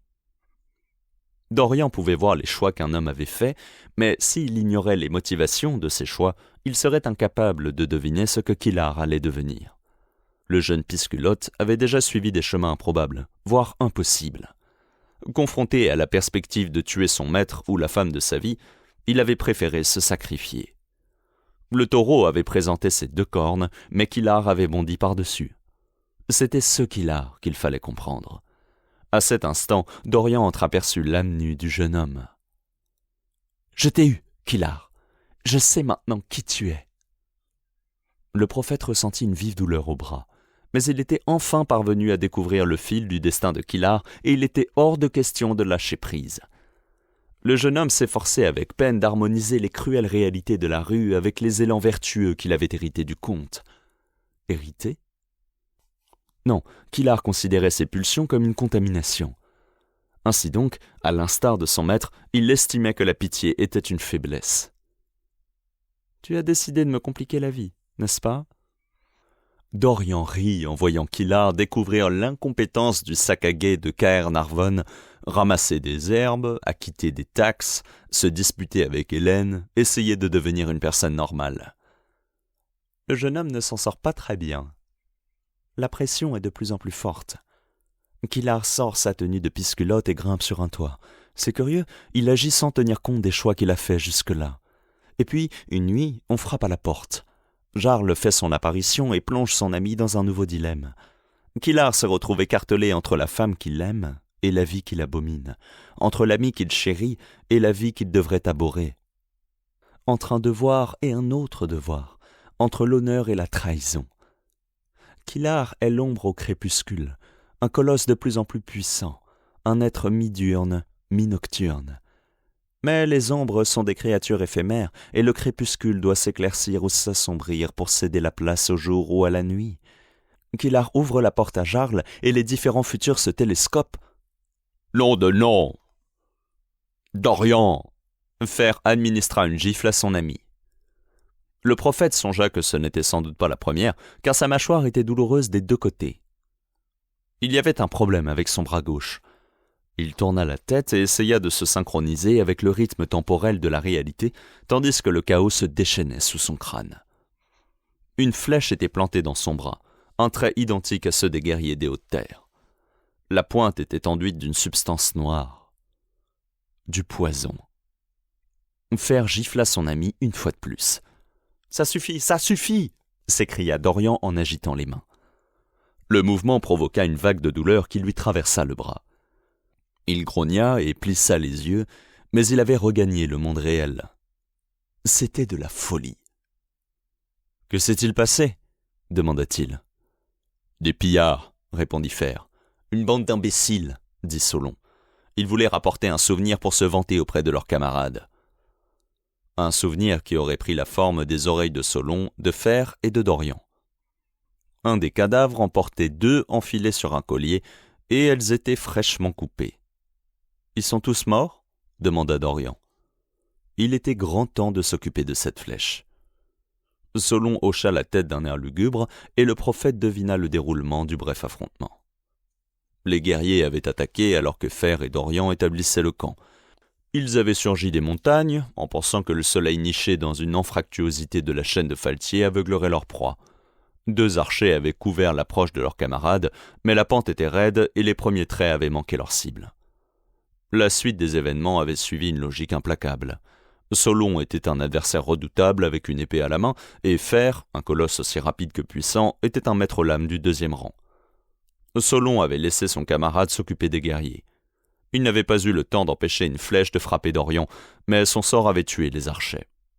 La bataille n'avait sans doute pas duré 2 minutes. « Dommage qu'ils aient fait partie du clan de Chorak », dit Solon en retournant le cadavre d'un jeune homme à la peau constellée de tatouages noirs.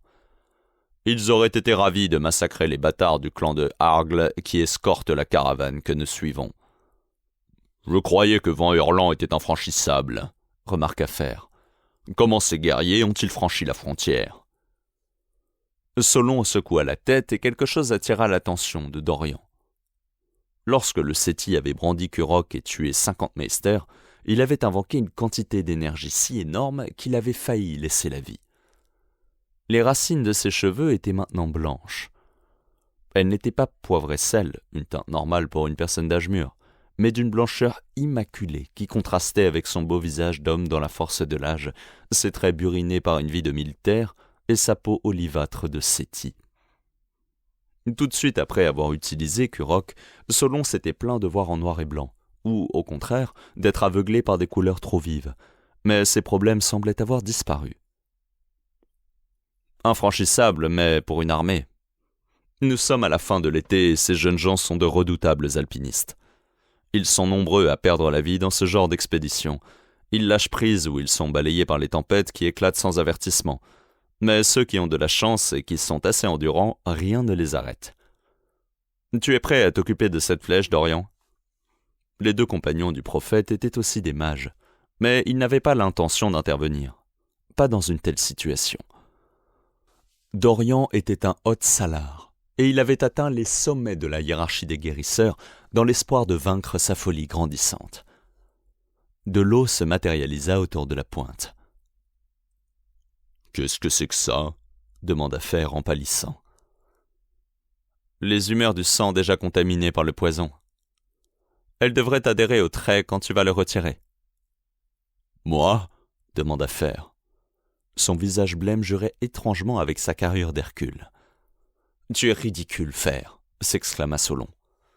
Le Séti tendit la main et arracha la flèche. Dorian laissa échapper un hoquet de douleur et Fer l'attrapa pour l'empêcher de tomber. Solon examina le trait. Un sort avait aplati les barbelures pour qu'elles ne déchirent pas la chair pendant l'extraction.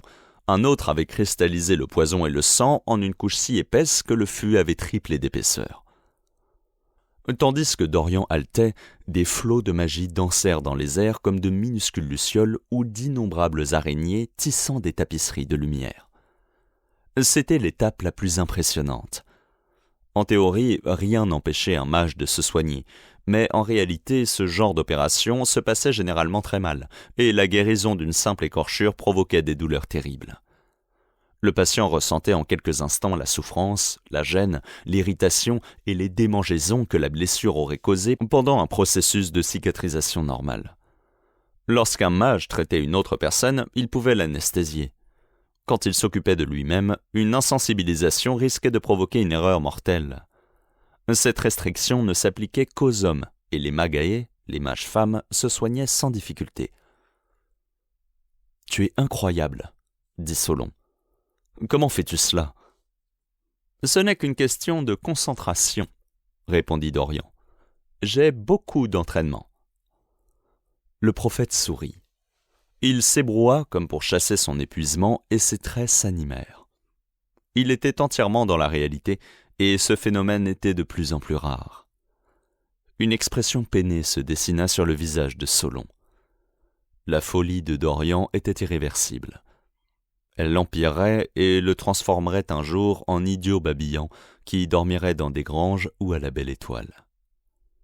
Les gens le regarderaient avec mépris et il ne connaîtrait plus qu'un ou deux moments de lucidité par an. Il surviendrait parfois quand il serait seul et il ne pourrait même pas raconter ce qu'il avait vécu. « Arrête !» lui dit Dorian. « Je viens d'avoir une révélation. » Il esquissa un petit sourire narquois qui signifiait qu'il ne mentait pas. « Nous faisons fausse route. » Il pointa un doigt sur Fer. « Enfin, surtout toi. Tu dois chercher Kurok et aller au sud, vers Sera. »« Que veux-tu dire par là ?» demanda le colosse. « Je croyais que nous la cherchions ensemble. De toute manière, ma place est avec vous. »« Selon, nous devons tous les deux aller au nord, en direction de Vent Hurlant. »« Un instant, » intervint Fer. Mais les yeux de Dorian étaient redevenus vitreux. Il était déjà reparti. « Magnifique !» s'exclama le géant. « Ah, vraiment magnifique ! Je suis sûr qu'il le fait exprès. » Chapitre 4. Il était minuit passé lorsque Jarl arriva à la masure des Cromwell avec plus de 1 heure de retard. Kilar, Hélène et Uli étaient assis dans la pièce principale car la mère adoptive de la jeune femme était allée se coucher dans la chambre commune. La fillette s'était endormie contre Kilar, mais elle se redressa, terrifiée, quand Jarl entra. « Dans quelle histoire est-ce que je vais entraîner cet enfant ?» songea Kilar. Mais il se contenta de la serrer contre lui. Uli se ressaisit et se calma, embarrassé par sa réaction. « Désolé, » dit Jarl. « Les blafards sont en train de punir le Dédale en représailles de la tentative d'assassinat. Je voulais vérifier certaines choses, mais ils ont fermé les ponts. Les pots de vin ne suffisent pas aujourd'hui. » Kilar comprit que son ami évitait d'entrer dans les détails pour ne pas effrayer Uli. Le Dédale était déjà un véritable enfer avant l'attentat, et le jeune homme n'osa pas imaginer ce qui s'y passait ce soir-là. La situation aurait-elle été pire si le roi-dieu était mort ? La violence engendrait la violence, en effet. « Est-ce que cela signifie que la mission est annulée ?» demanda-t-il avant qu'Hélène ou Uli aient le temps de poser des questions sur les représailles dans le Dédale. « Pas du tout, » répondit Jarl.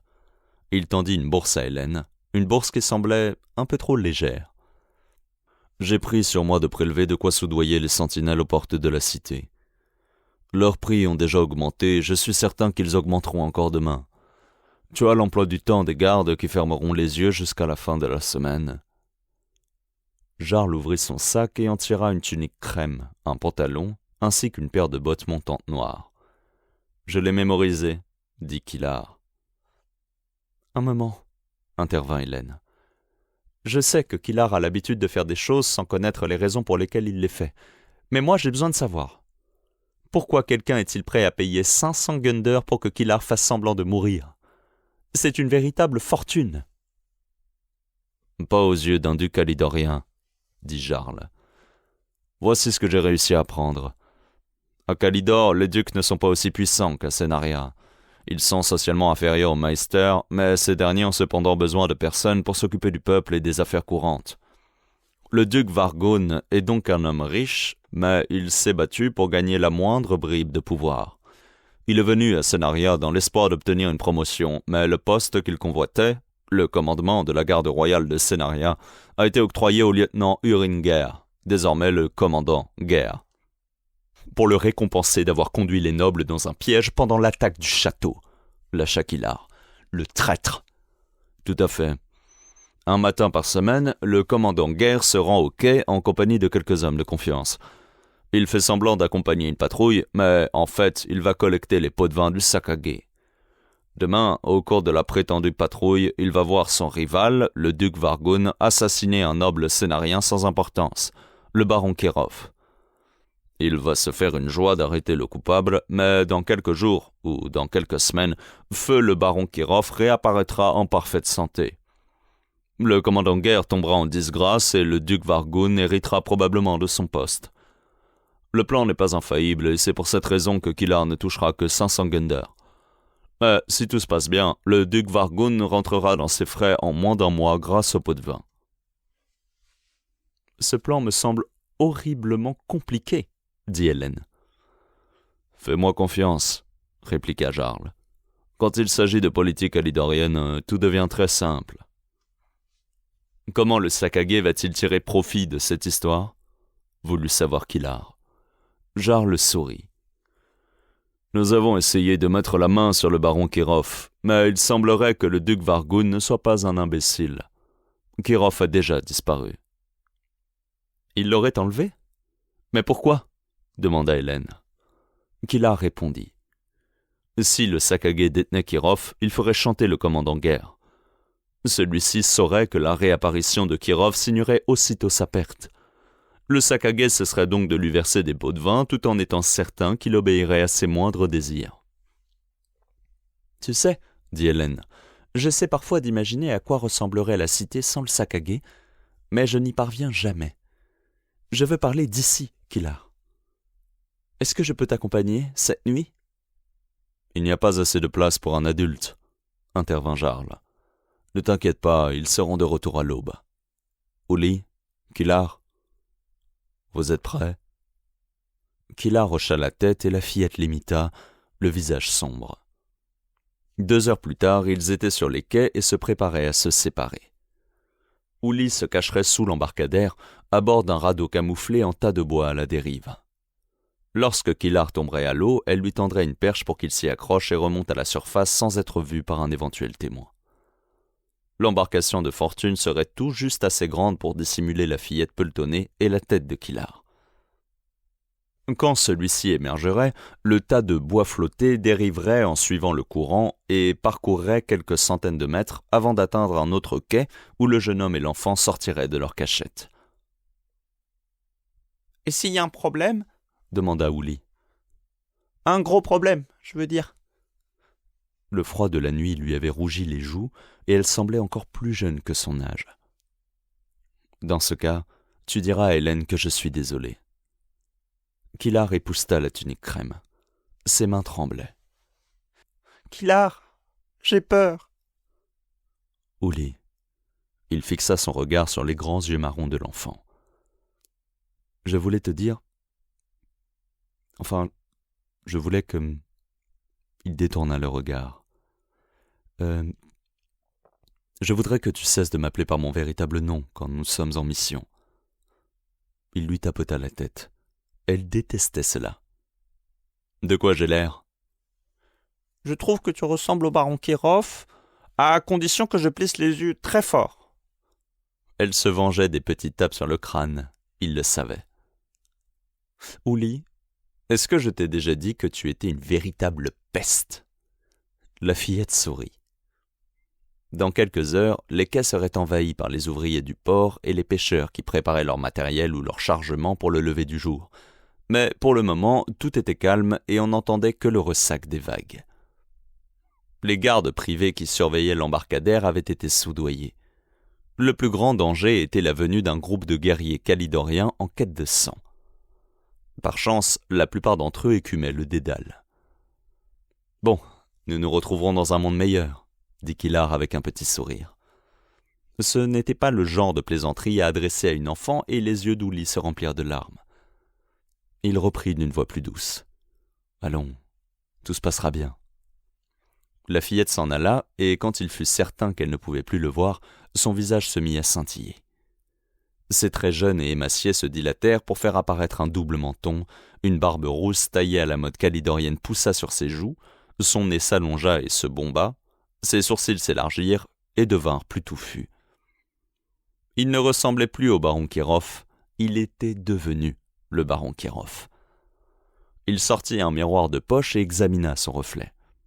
Il se renfrogna et le nez artificiel rétrécit un peu. Il ouvrit la bouche, sourit, fit la grimace et cligna des yeux en étudiant les réactions de son visage. Ce n'était pas très satisfaisant, mais il faudrait faire avec. Ouli aurait pu l'aider à corriger les imperfections, mais il préférait qu'elle en sache le moins possible sur ses petits talents. Il rangea son miroir et descendit le quai. « Dieu Tout-Puissant !»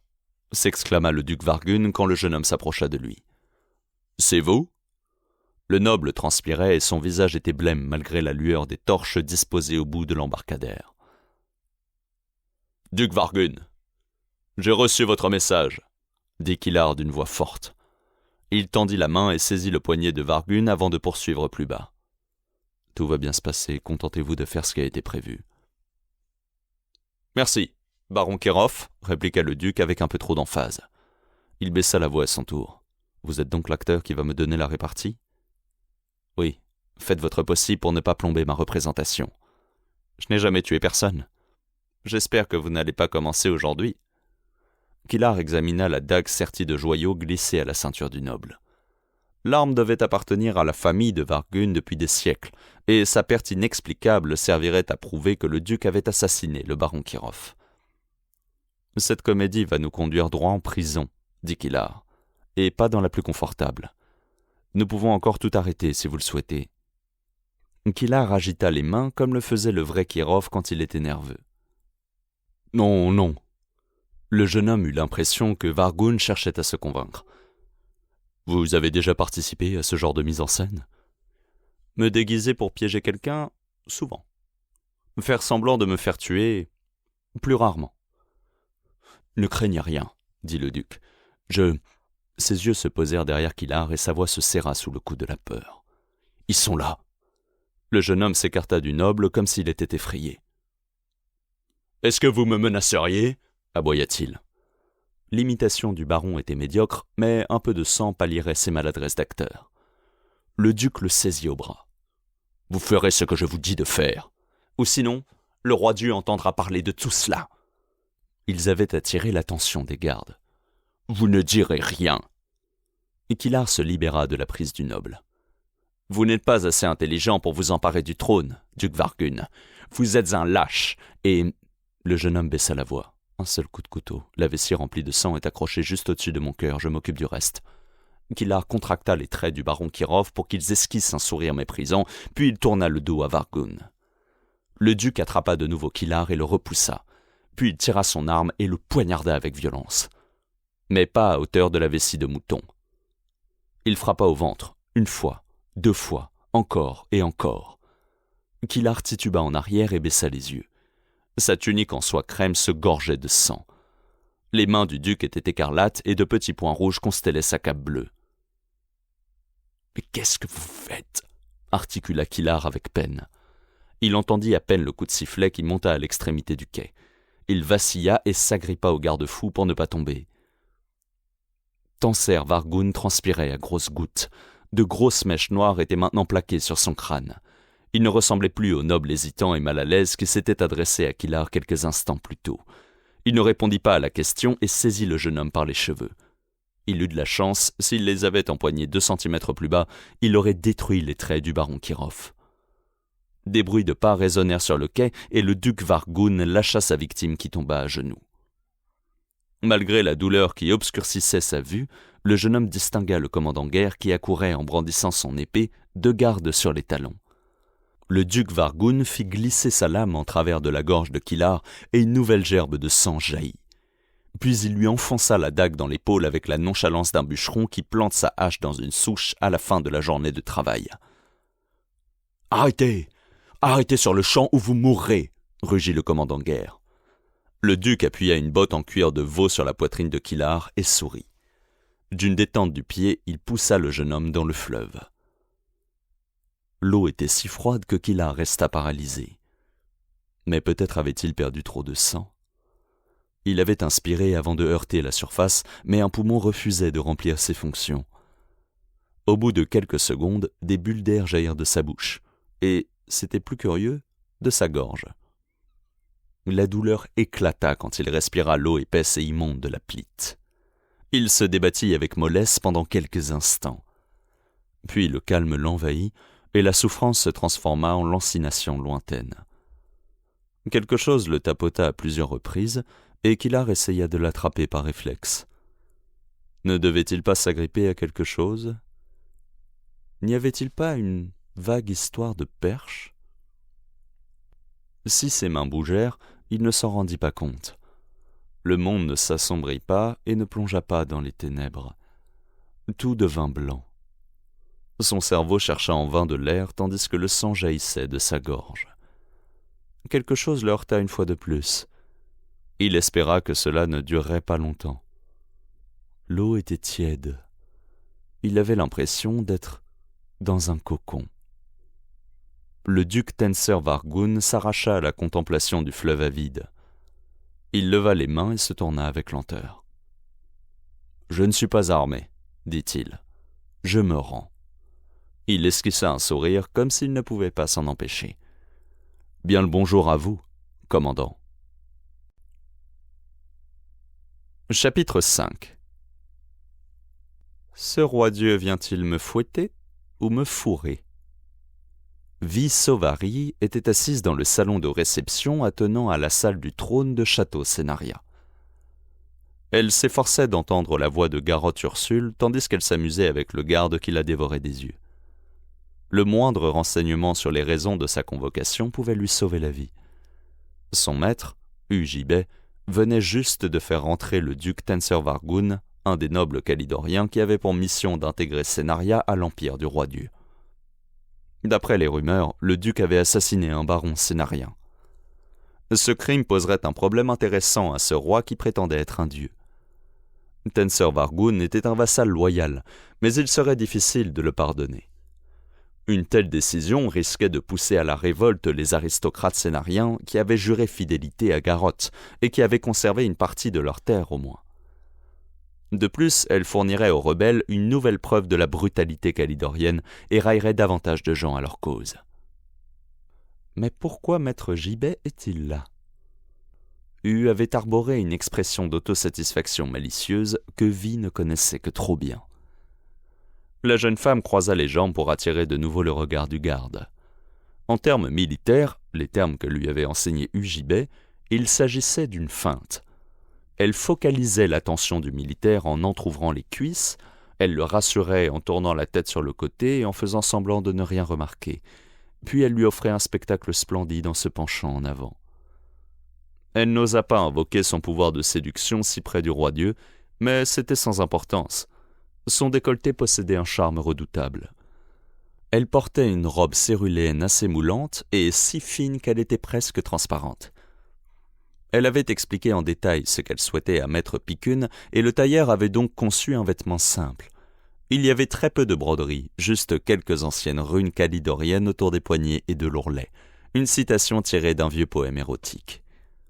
Pas de dentelle, pas de volant, juste des lignes et des courbes épurées. Maître Picune était un pervers impénitent et il avait affirmé que nulle autre robe n'était digne du roi-dieu.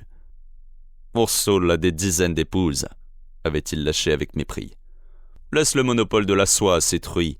L'éclat de ta chair chantera la plus belle des mélodies. » Si cet homme était représentatif de son sexe, il la reluquerait pendant 2 à 4 secondes, vérifierait que personne ne l'observait, puis reprendrait son observation. Il fallait donc agir. Maintenant. Vi leva soudain la tête. Son regard croisa celui du garde et le crucifia au mur. Une expression coupable se peignit sur le visage du guerrier avant qu'il ait le temps de prendre un air effronté ou de détourner les yeux. Vi se leva aussitôt et se dirigea droit vers lui. C'était un Calidorien, bien entendu, et elle agit en conséquence. Ce peuple avait une notion d'espace personnel plus réduite que celle des Sénariens. Pénétrer cette bulle intime, avec toutes les connotations que cela supposait, signifiait s'approcher assez près pour qu'il sente son parfum, mais aussi son souffle. Elle envahit son domaine et soutint son regard une seconde de plus, jusqu'à ce qu'il essaie de prendre la parole. « Excusez-moi, » dit-elle sans détourner les yeux, une expression intense sur le visage. « Est-ce que je peux m'asseoir ici ?» Je ne regardais pas... Je veux dire... Elle s'installa sur la chaise du garde à quelques centimètres des portes de la salle du trône. Les épaules en avant, le visage levé, elle ressemblait à un ange. Ses cheveux blonds étaient tressés en nattes élaborées qui ne cachaient rien de ses traits. Comment le soldat aurait-il pu résister ?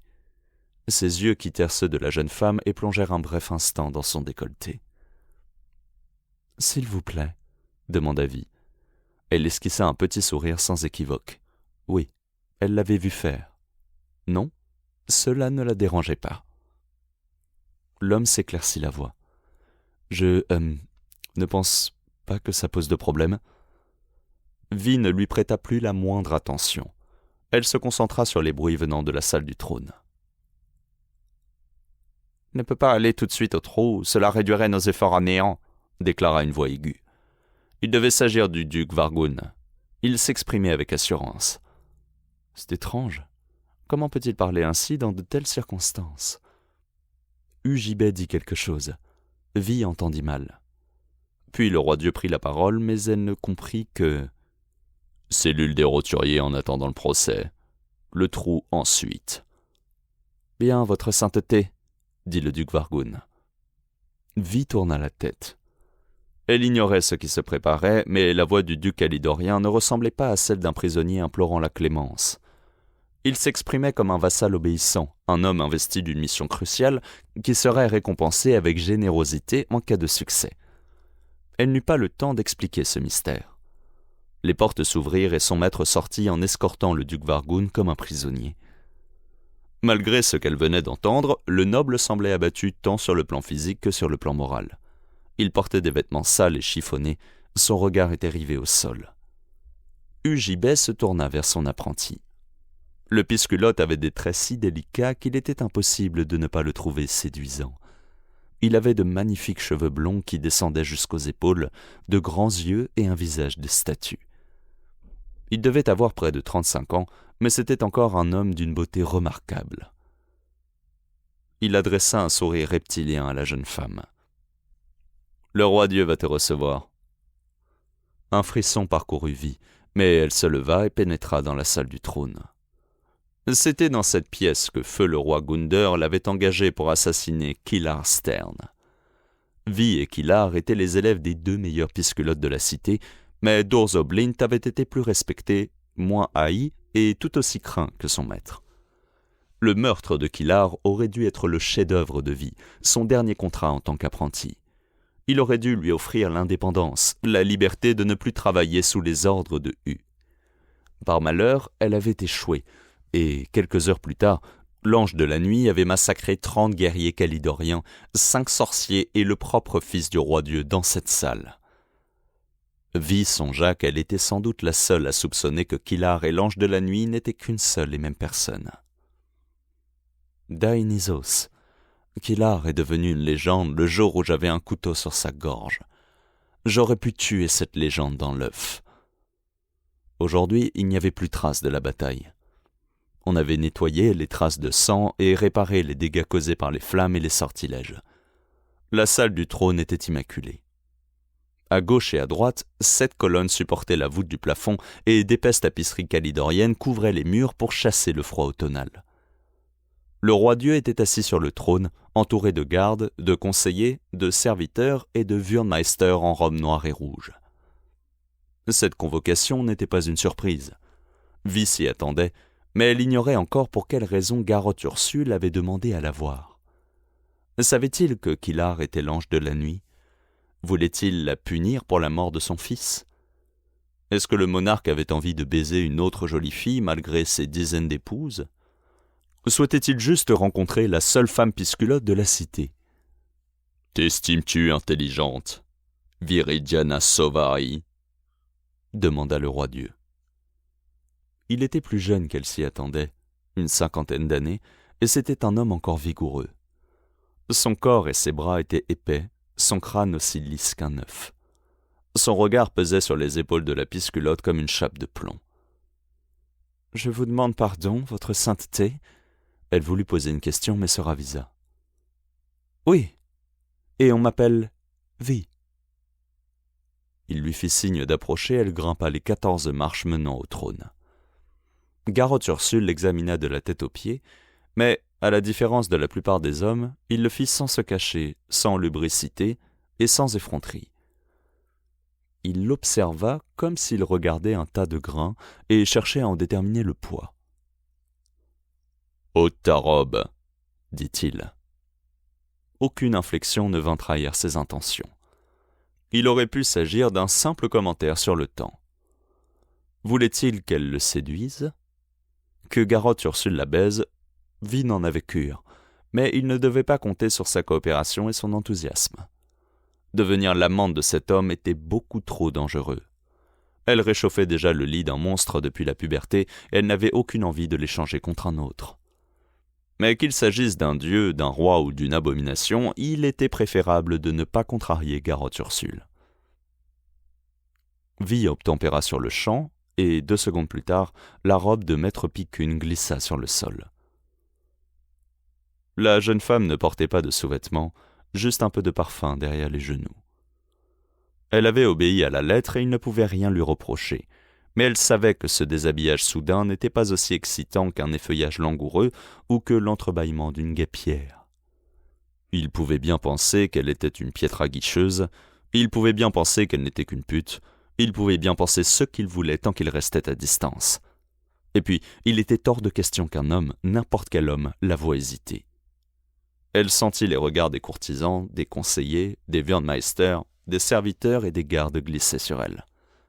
Elle resta de marbre. Sa nudité était son armure. Quand les idiots contemplaient son corps en bavant, ils ne voyaient rien d'autre. Garrote Ursule l'examina une fois de plus et il ne s'y pas un instant. « Tu ne me divertirais pas, lâcha-t-il. Tu es déjà une catin. » Vi aurait été incapable d'exprimer pourquoi, mais, dans la bouche de ce monstre, ces paroles la blessèrent au plus profond d'elle-même. Elle resta nue devant lui, mais il ne lui prêta plus attention. C'était la réaction qu'elle avait espérée. Alors pourquoi avait-elle si mal ? « Toutes les femmes sont des catins, » dit-elle. « Qu'elles vendent leur corps, leur sourire, leur charme ou leur année de fécondité, leur soumission à un homme. Le monde transforme les femmes en catins, mais ce sont elles qui posent leurs conditions. Votre sainteté. » Cette réplique enflammée sembla amuser Garotte Ursule, mais cela ne dura pas. « Croyais-tu que je ne remarquerais pas ton petit manège avec le garde ? Croyais-tu pouvoir m'espionner, moi ? » « Bien sûr que je le croyais, » répliqua-t-elle. Mais son aplomb n'était qu'une façade. Il m'a vue, à travers le mur. Elle devait réfréner ses provocations si elle ne voulait pas avoir de très gros ennuis. Pour gagner contre le roi-dieu, il fallait faire semblant de mépriser la vie. Mais certains joueurs avaient appris à leurs dépens que cette attitude n'était pas un gage de victoire, et Vi ne l'ignorait pas. Garotte Ursule ricana et ses courtisans l'imitèrent. « Bien sûr que tu le croyais. Je t'aime bien, Molina. Je ne te tuerai pas aujourd'hui. Rares sont les femmes qui osent lancer des piques à un roi, et à plus forte raison à un dieu. »« Je ne ressemble pas à celle que vous avez déjà rencontrée, » déclara Vi avant de pouvoir s'en empêcher. Le sourire de Garotte Ursule s'effaça aussitôt. « Tu as une trop haute opinion de toi-même, et pour cela je te briserai. Mais pas aujourd'hui. Ton Sakage nous cause quelques ennuis. Va voir tes petits amis de la pègre et découvre l'identité du Shinga, le vrai, pas un imposteur. Trouve-le et tue-le. » Vi se sentit nue pour la première fois depuis qu'elle avait ôté sa robe. Son armure se fendit. Dieu ou mortel, Garotte Ursule avait une confiance en lui inébranlable. Il avait promis de la briser, mais il ne doutait pas un seul instant de sa loyauté. Ce n'était pas un jeu, ce n'était pas de l'arrogance, ce n'était que le simple exercice des prérogatives de son immense pouvoir. Les courtisans fixaient maintenant leurs yeux sur la jeune femme comme des chiens sur un savoureux morceau de viande tombé de la table royale. Vi se demanda si le roi-dieu allait la livrer à l'un d'eux, voire à tous. « Sais-tu que tu es une sorcière née ?» déclara Garotte Ursule. « Ou, comme vous autres gens du Sud préférez dire, que tu as le don. Je vais donc te donner une bonne raison d'accomplir ta mission. Si tu parviens à tuer le Shinga, nous décréterons qu'il s'agit de ton chef-d'œuvre. Tu deviendras un maître pisculotte, mais aussi mon élève. Je t'accorderai un pouvoir plus grand que tout ce que Ujibé peut imaginer, et même un pouvoir sur lui si tu le souhaites. Mais si tu échoues, eh bien... » Il écarta les doigts. Ses mains, son cou et son visage s'assombrirent. Les vires s'agitèrent à la surface de sa peau comme des ronces noires et semblèrent boire la lumière. Un fin sourire se dessina sur les lèvres de Garotte Ursule. « Ne me déçois pas. Maintenant, laisse-nous. » Vi se dirigea vers les portes de la salle. Son cœur battait à tout rompre.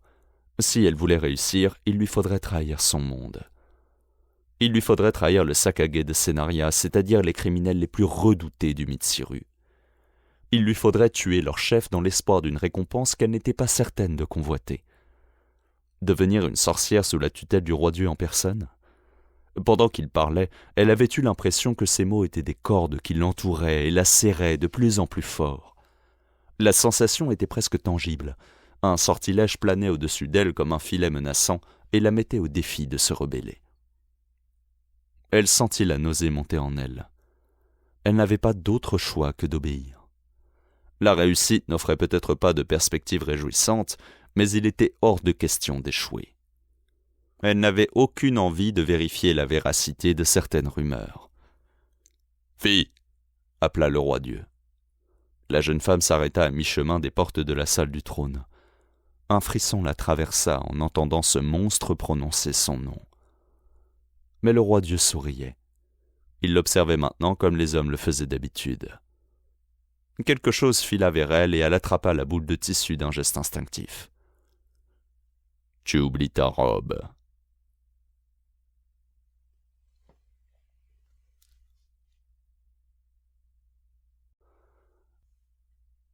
Chapitre 6. J'ai l'impression d'avoir respiré de la sciure pendant une semaine, dit Kilar. N'exagérons rien, répliqua Ouli d'un ton sec et morveux. Tu as juste respiré l'eau du fleuve pendant 5 minutes. Kilar essaya d'ouvrir les yeux. Quand il y parvint enfin, il ne distingua rien. C'est donc toi qui m'as sorti de l'eau ? Où sommes-nous, Ouli ? Respire un peu et tu devineras. Elle agissait avec froideur, sans doute parce qu'elle avait eu la peur de sa vie. Est-ce que c'est un comportement de petite fille ? Il voulut inspirer un grand coup, mais la puanteur le fit tousser avant que ses poumons soient à moitié remplis. Il se trouvait sur la péniche aménagée de Mamaka qui était ancrée sur la plite. « Rien ne vaut la tiédeur des ordures par une nuit froide, pas vrai ?» dit Ouli. Kilar roula sur le côté. « J'ai cru que c'était ton haleine. »« Mon haleine n'est peut-être pas terrible, mais ce n'est rien comparé à ton état. » Tu devrais te montrer plus respectueuse envers tes aînés. Et toi, tu devrais être mort. Alors dors. Tu te crois jolie quand tu joues les tyrannos. Il faut que tu dormes et je ne vois pas le rapport avec les traîneaux. Kilar rit et la douleur l'interrompit. Tu vois ? Tu as récupéré la dague ? Quelle dague ? Kilar saisit la fillette par la tunique. Oh, tu parles de celle que j'ai extraite de ton épaule avec un pied de biche ? Pas étonnant que son bras soit douloureux. Kilar n'avait jamais vu Ouli agir avec autant de désinvolture et de morgue. Il devait mesurer ses paroles ou elle allait fondre en larmes. Se sentir dans la peau d'un parfait idiot, ce n'était déjà pas agréable, mais ce n'était pas une raison pour jouer le rôle jusqu'au bout. Je suis resté inconscient pendant longtemps ? 1 jour et 1 nuit. Il jura tout bas. C'était la 2e fois qu'Ouli voyait son cadavre lardé de blessures. Elle n'avait sans doute jamais douté qu'il reviendrait d'entre les morts et il en fut heureux. Il le lui avait promis, mais il aurait pu se tromper. Il avait ressuscité 1 fois de plus, mais le loup, l'étrange personnage aux yeux jaunes qu'il avait rencontré dans un endroit situé entre la vie et la mort, ne lui avait pas fourni d'explication sur ce phénomène. D'ailleurs, il ne l'avait pas vu cette fois-ci. Kilar aurait voulu lui poser des questions à propos du nombre de vies dont il disposait, par exemple. Et si on ne lui en avait accordé que 2 ? Et Hélène ? Elle est allée chercher le chariot. Les gardes que Jarl a soudoyés quitteront leur poste dans 1 heure. Hélène était partie chercher le chariot ? Kilar était épuisé. Il comprit qu'Ouli était sur le point d'éclater en sanglots. Quel genre d'homme pouvait infliger une telle épreuve à une fillette ? Il ne valait certes pas grand-chose comme père adoptif, mais un père incompétent était préférable à pas de père du tout. « Tu devrais dormir », dit l'enfant en s'efforçant de reprendre un ton bourru. « Assure-toi que... » Il avait si mal qu'il n'arriva pas au bout de sa pensée et, a fortiori, de sa phrase. « Ne t'inquiète pas, je vais prendre soin de toi. »« Ouli ? » ?»« Oui ? » ?»« Tu as fait du bon travail. Tu as fait de l'excellent travail. Je te dois une fière chandelle. Merci. Je suis désolé de tout ce qui est arrivé. » Kilar eut l'impression de sentir la fillette rayonner. Il laissa échapper un grognement. Il voulut lancer une remarque spirituelle et acerbe comme l'aurait fait Durzo Blint, mais il ne trouva pas les mots. Il dormait déjà.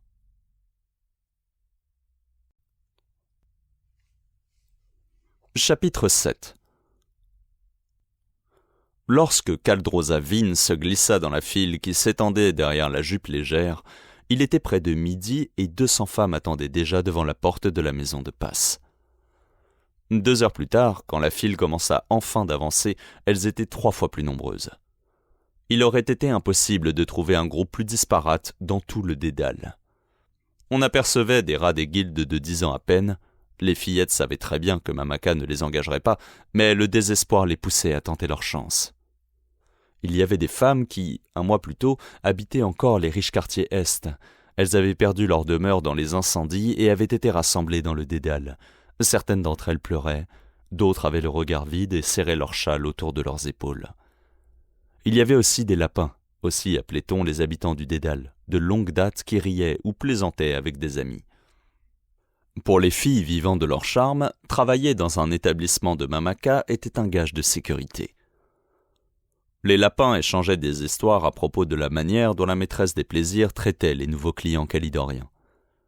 Certaines racontaient que si un malade vous frappait, il devait vous verser assez de pièces d'argent pour couvrir les hématomes.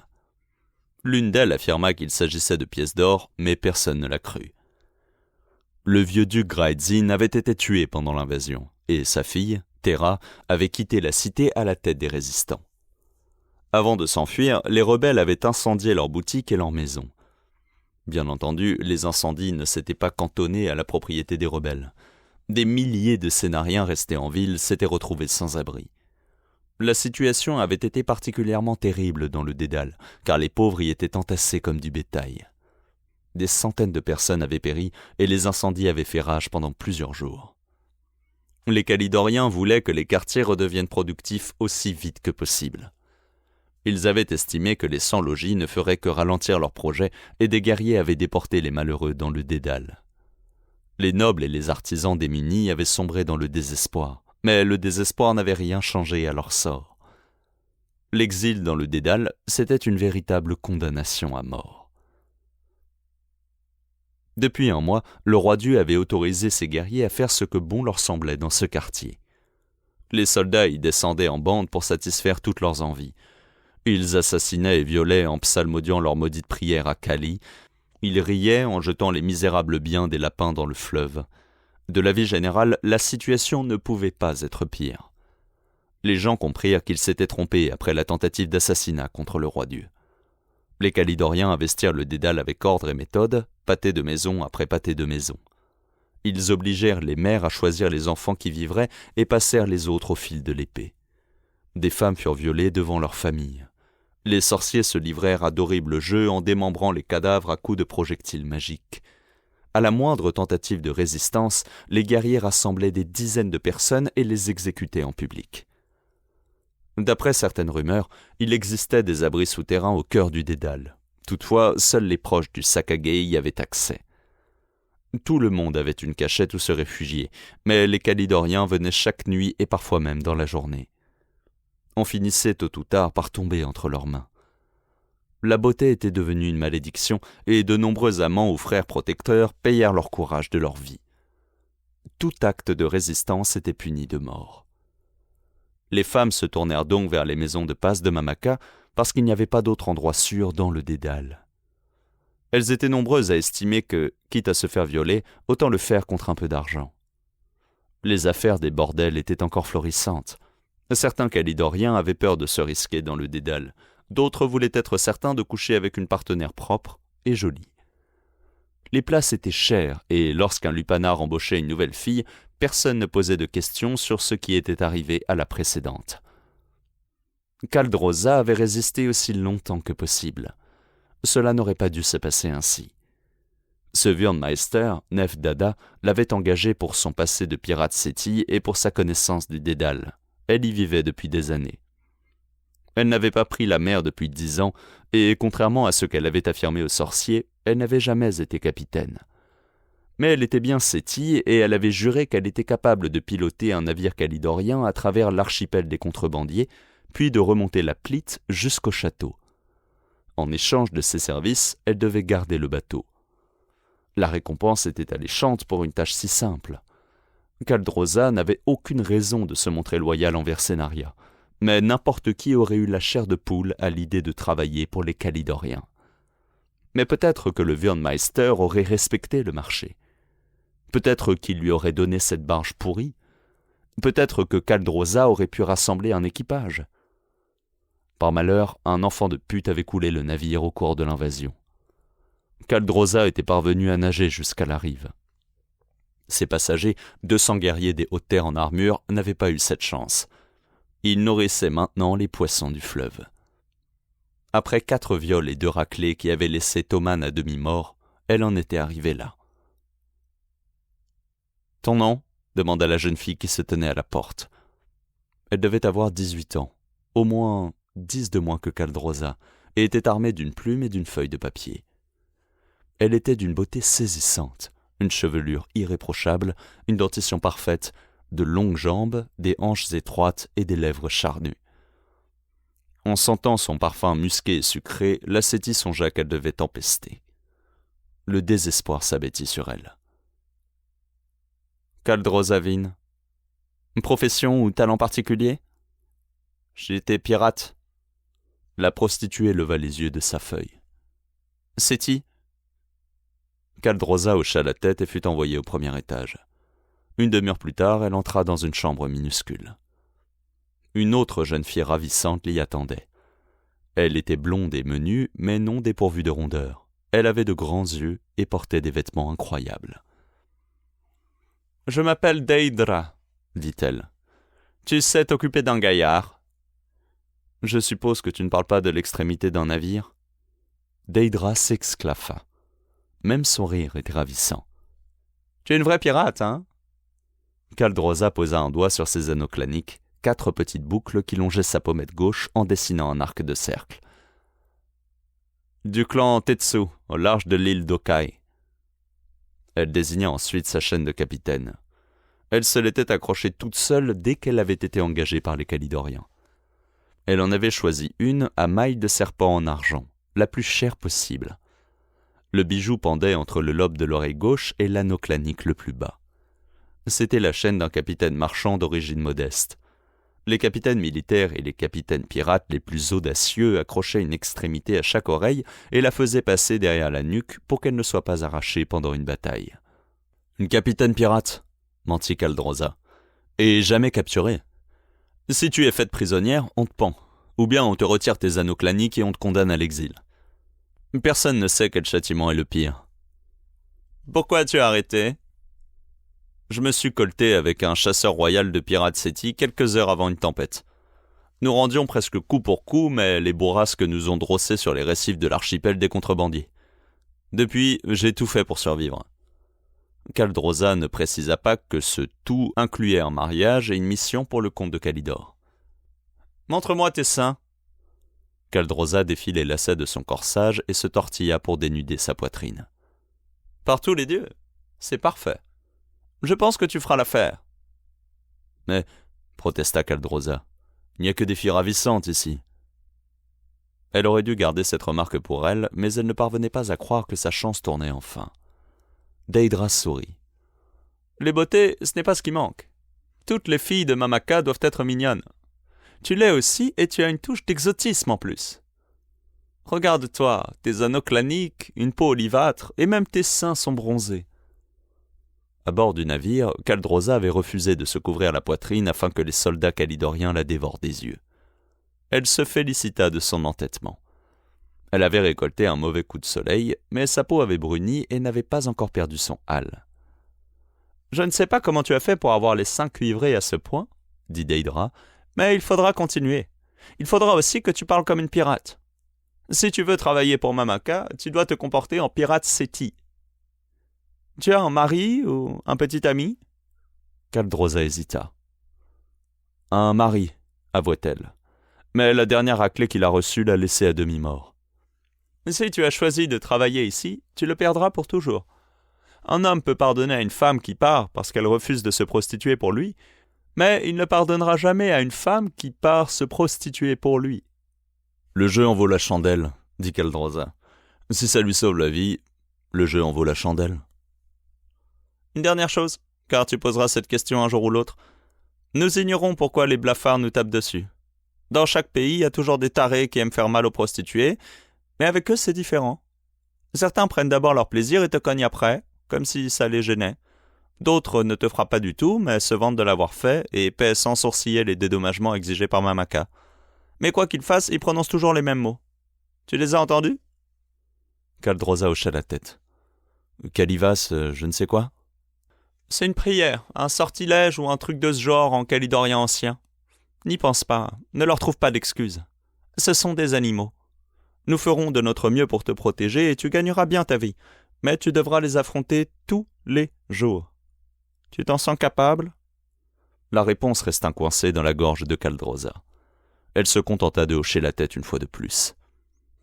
Dans ce cas, va voir Maître Picoun et dis-lui que tu veux 3 costumes de filles pirates. Oblige-le à prendre toutes tes mesures avant de le laisser te baiser. » Kaldrosa haussa les sourcils. « Ça te pose un problème ?»« Nous n'aurons pas d'ennui, n'est-ce pas ?» demanda Hélène. Allongés sous le chariot, ils passaient leur dernière nuit à la Belle Étoile après 3 semaines de voyage. Le lendemain, ils arriveraient à Caernarvon et commenceraient une nouvelle vie. « Les ennuis, je les ai laissés à Sénaria. Enfin, à l'exception des 2 que j'ai eu la faiblesse d'emmener, » déclara Kilar. « Eh !» s'exclama Uli. La fillette était douée d'une intelligence aussi redoutable que celle de sa véritable mère, Mamaka, mais elle n'avait que 11 ans et réagissait sur le champ aux taquineries. « Qui emmène qui ?» intervint Hélène en se redressant sur un coude. « Si mes souvenirs sont exacts, ce chariot m'appartient. » Ce n'était pas entièrement vrai. Jarl leur avait fourni le véhicule et Mamaka l'avait fait charger de plantes qui permettraient à Kilar d'ouvrir une herboristerie. La plupart d'entre elles étaient même légales, peut-être pour ménager la sensibilité d'Hélène. « Si quelqu'un a décidé d'emmener quelqu'un d'autre, c'est moi, pas toi. »« Toi ?» demanda Kilar. « Tu étais pathétique et tu m'as fait pitié. Tes supplications me fatiguaient. »« Ça alors ! Et dire que je te prenais pour une pauvre petite... Eh bien, tu as bien compris que tu t'étais trompé, » déclara Hélène d'un ton satisfait. Elle se réinstalla sous sa couverture. « C'est vrai, » soupira Kilar. « Tu es si redoutable qu'un homme se considérerait comme un chanceux parmi les chanceux s'il parvenait à coucher avec toi 1 fois tous les 1000 ans. » Hélène laissa échapper un hoquet indigné et se redressa d'un coup. « Kilar Thaddeus Stern !» Le jeune homme éclata de rire. « Thaddeus ? Elle est bien bonne. J'ai connu un Thaddeus dans le temps. Moi aussi, et c'était un fieffé idiot. Tiens donc. » Les yeux de Kilar étincelèrent. « Celui que je connaissais était célèbre pour la taille de son... »« Kilar !» l'interrompit Hélène en faisant un geste en direction d'Uli. « La taille de son quoi ?» demanda la fillette. « Bravo, Kilar !» lâcha Hélène. « Alors, il était célèbre pour la taille de son quoi ?»« De son nez. Et tu sais ce qu'on raconte sur les gens qui ont un grand nez. » Il adressa un clin d'œil égrillard à la jeune femme. « Qu'est-ce qu'on raconte sur les gens qui ont un grand nez ?» demanda Uli. « Ils ont de grands mouchoirs, » répondit Kilar. Il se glissa sous sa couverture avec un air aussi suffisant qu'Hélène quelques instants plus tôt. « Je comprends pas, » dit Uli. « Explique-moi, Hélène. » Kilar laissa échapper un ricanement sardonique. « Je te le dirai quand tu seras plus grande, » répondit la jeune femme. « Je veux pas attendre d'être plus grande, je veux savoir tout de suite. » Hélène resta silencieuse, mais elle donna un coup de poing dans le bras de Kilar. Celui-ci grogna. « Vous allez vous battre maintenant ?» demanda Uli. Elle s'était levée et était venue s'asseoir entre eux. « Parce que vous finissez toujours par vous embrasser. C'est dégoûtant. » Elle grimaça des baisers en faisant des bruits de succion. « Peut-on imaginer plus charmante méthode de contraception ?» soupira Kilar. Il adorait la fillette, mais il était encore vierge après 3 merveilleuses semaines de voyage en compagnie de l'élu de son cœur, et il était convaincu qu'Uli en était la seule responsable. Hélène regarda l'enfant en riant. « Tu peux me refaire ça ?» lui demanda-t-elle pour contrer une éventuelle question à propos de la contraception. Uli s'exécuta. Les 3 compagnons s'exclafèrent et la situation dégénéra bientôt en bataille de chatouillement. Un peu plus tard, Kilar écouta la respiration de la jeune femme et de l'enfant, les côtes encore douloureuses d'avoir trop ri. Hélène avait le don de s'endormir dès qu'elle posait la tête sur un oreiller, et Uli n'avait pas grand-chose à lui envier. Ce soir-là, Kilar ne maudit pas son insomnie. Il débordait d'amour. Hélène roula vers lui et se nicha contre son torse. Il respira l'odeur printanière de ses cheveux. Il n'avait pas souvenir de s'être senti si bien. Il savait que la jeune femme lui baverait dessus pendant son sommeil, mais il n'en avait cure. Venant d'Hélène, cela ne le dérangeait pas. Pas étonnant qu'Uli soit dégoûté. Il était pathétique, en effet. Pourtant, il avait l'impression d'être un homme respectable pour la première fois de sa vie. Il avait toujours excellé dans ses activités, le crochetage de serrures, l'escalade, le camouflage, le combat, l'empoisonnement, le déguisement et l'assassinat, mais cela ne lui avait jamais apporté le bien-être qu'il ressentait avec Hélène. Dans les yeux de la jeune femme, il ne voyait pas le reflet d'un être méprisable et d'un assassin. Il voyait un père adoptif qui devait satisfaire aux séances de chatouille d'un enfant de 11 ans. Il voyait l'amoureux qui répétait à Hélène qu'elle était ravissante et qui parvenait enfin à l'en convaincre. Il voyait un homme qui avait quelque chose à offrir. C'était ainsi qu'Hélène le voyait. Elle le parait de tant de qualités qu'il se demandait toujours si elle avait raison ou si elle avait perdu l'esprit. Mais c'était merveilleux lorsqu'elle parvenait à le convaincre. Le lendemain, ils atteindraient Caernarvon et, dans un premier temps, ils s'installeraient chez Méa, une tante d'Hélène. C'était une sage-femme qui connaissait les plantes et, avec son aide, qui leur montrait une petite herboristerie. Puis il vaincrait les dernières réticences de la jeune femme envers la fornication, et il en aurait alors terminé avec la voix des ombres.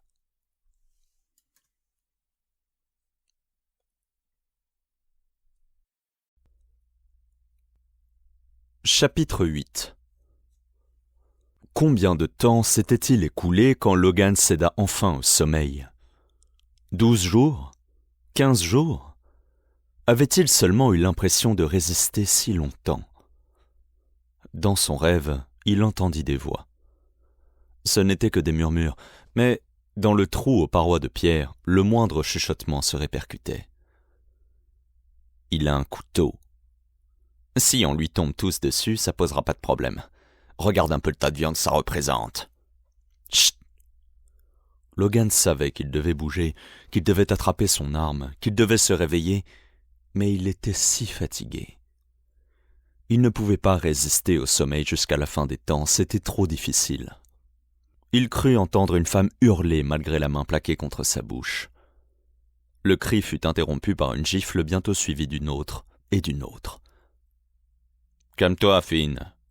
Si tu tues Lily, on te fera ta putain de peau. On n'a pas d'autre chatte sous la main. » Finn lança une insulte à renifle avant de grogner. « Si tu cries encore une fois, espèce de salope, je t'arrache les cheveux et les ongles. Il te servra à rien pour baiser, t'as pigé !» La voix, la chaleur, le hurlement du vent et la puanteur s'estompèrent, et Logan s'enfonça vraiment dans le monde des songes. Il rêva de sa nuit de noces. Il venait de se marier avec une jeune fille de 15 ans qu'il connaissait à peine.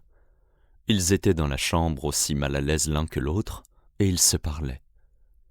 Peu à peu, Logan sentit l'espoir naître en lui. Jeanine était devenue sa conjointe par un étrange concours de circonstances, mais malgré son âge, il pouvait l'aimer. Elle serait son épouse et, un jour, sa reine. Il allait l'aimer. Arrête. Nous espérons que vous avez apprécié cet aperçu.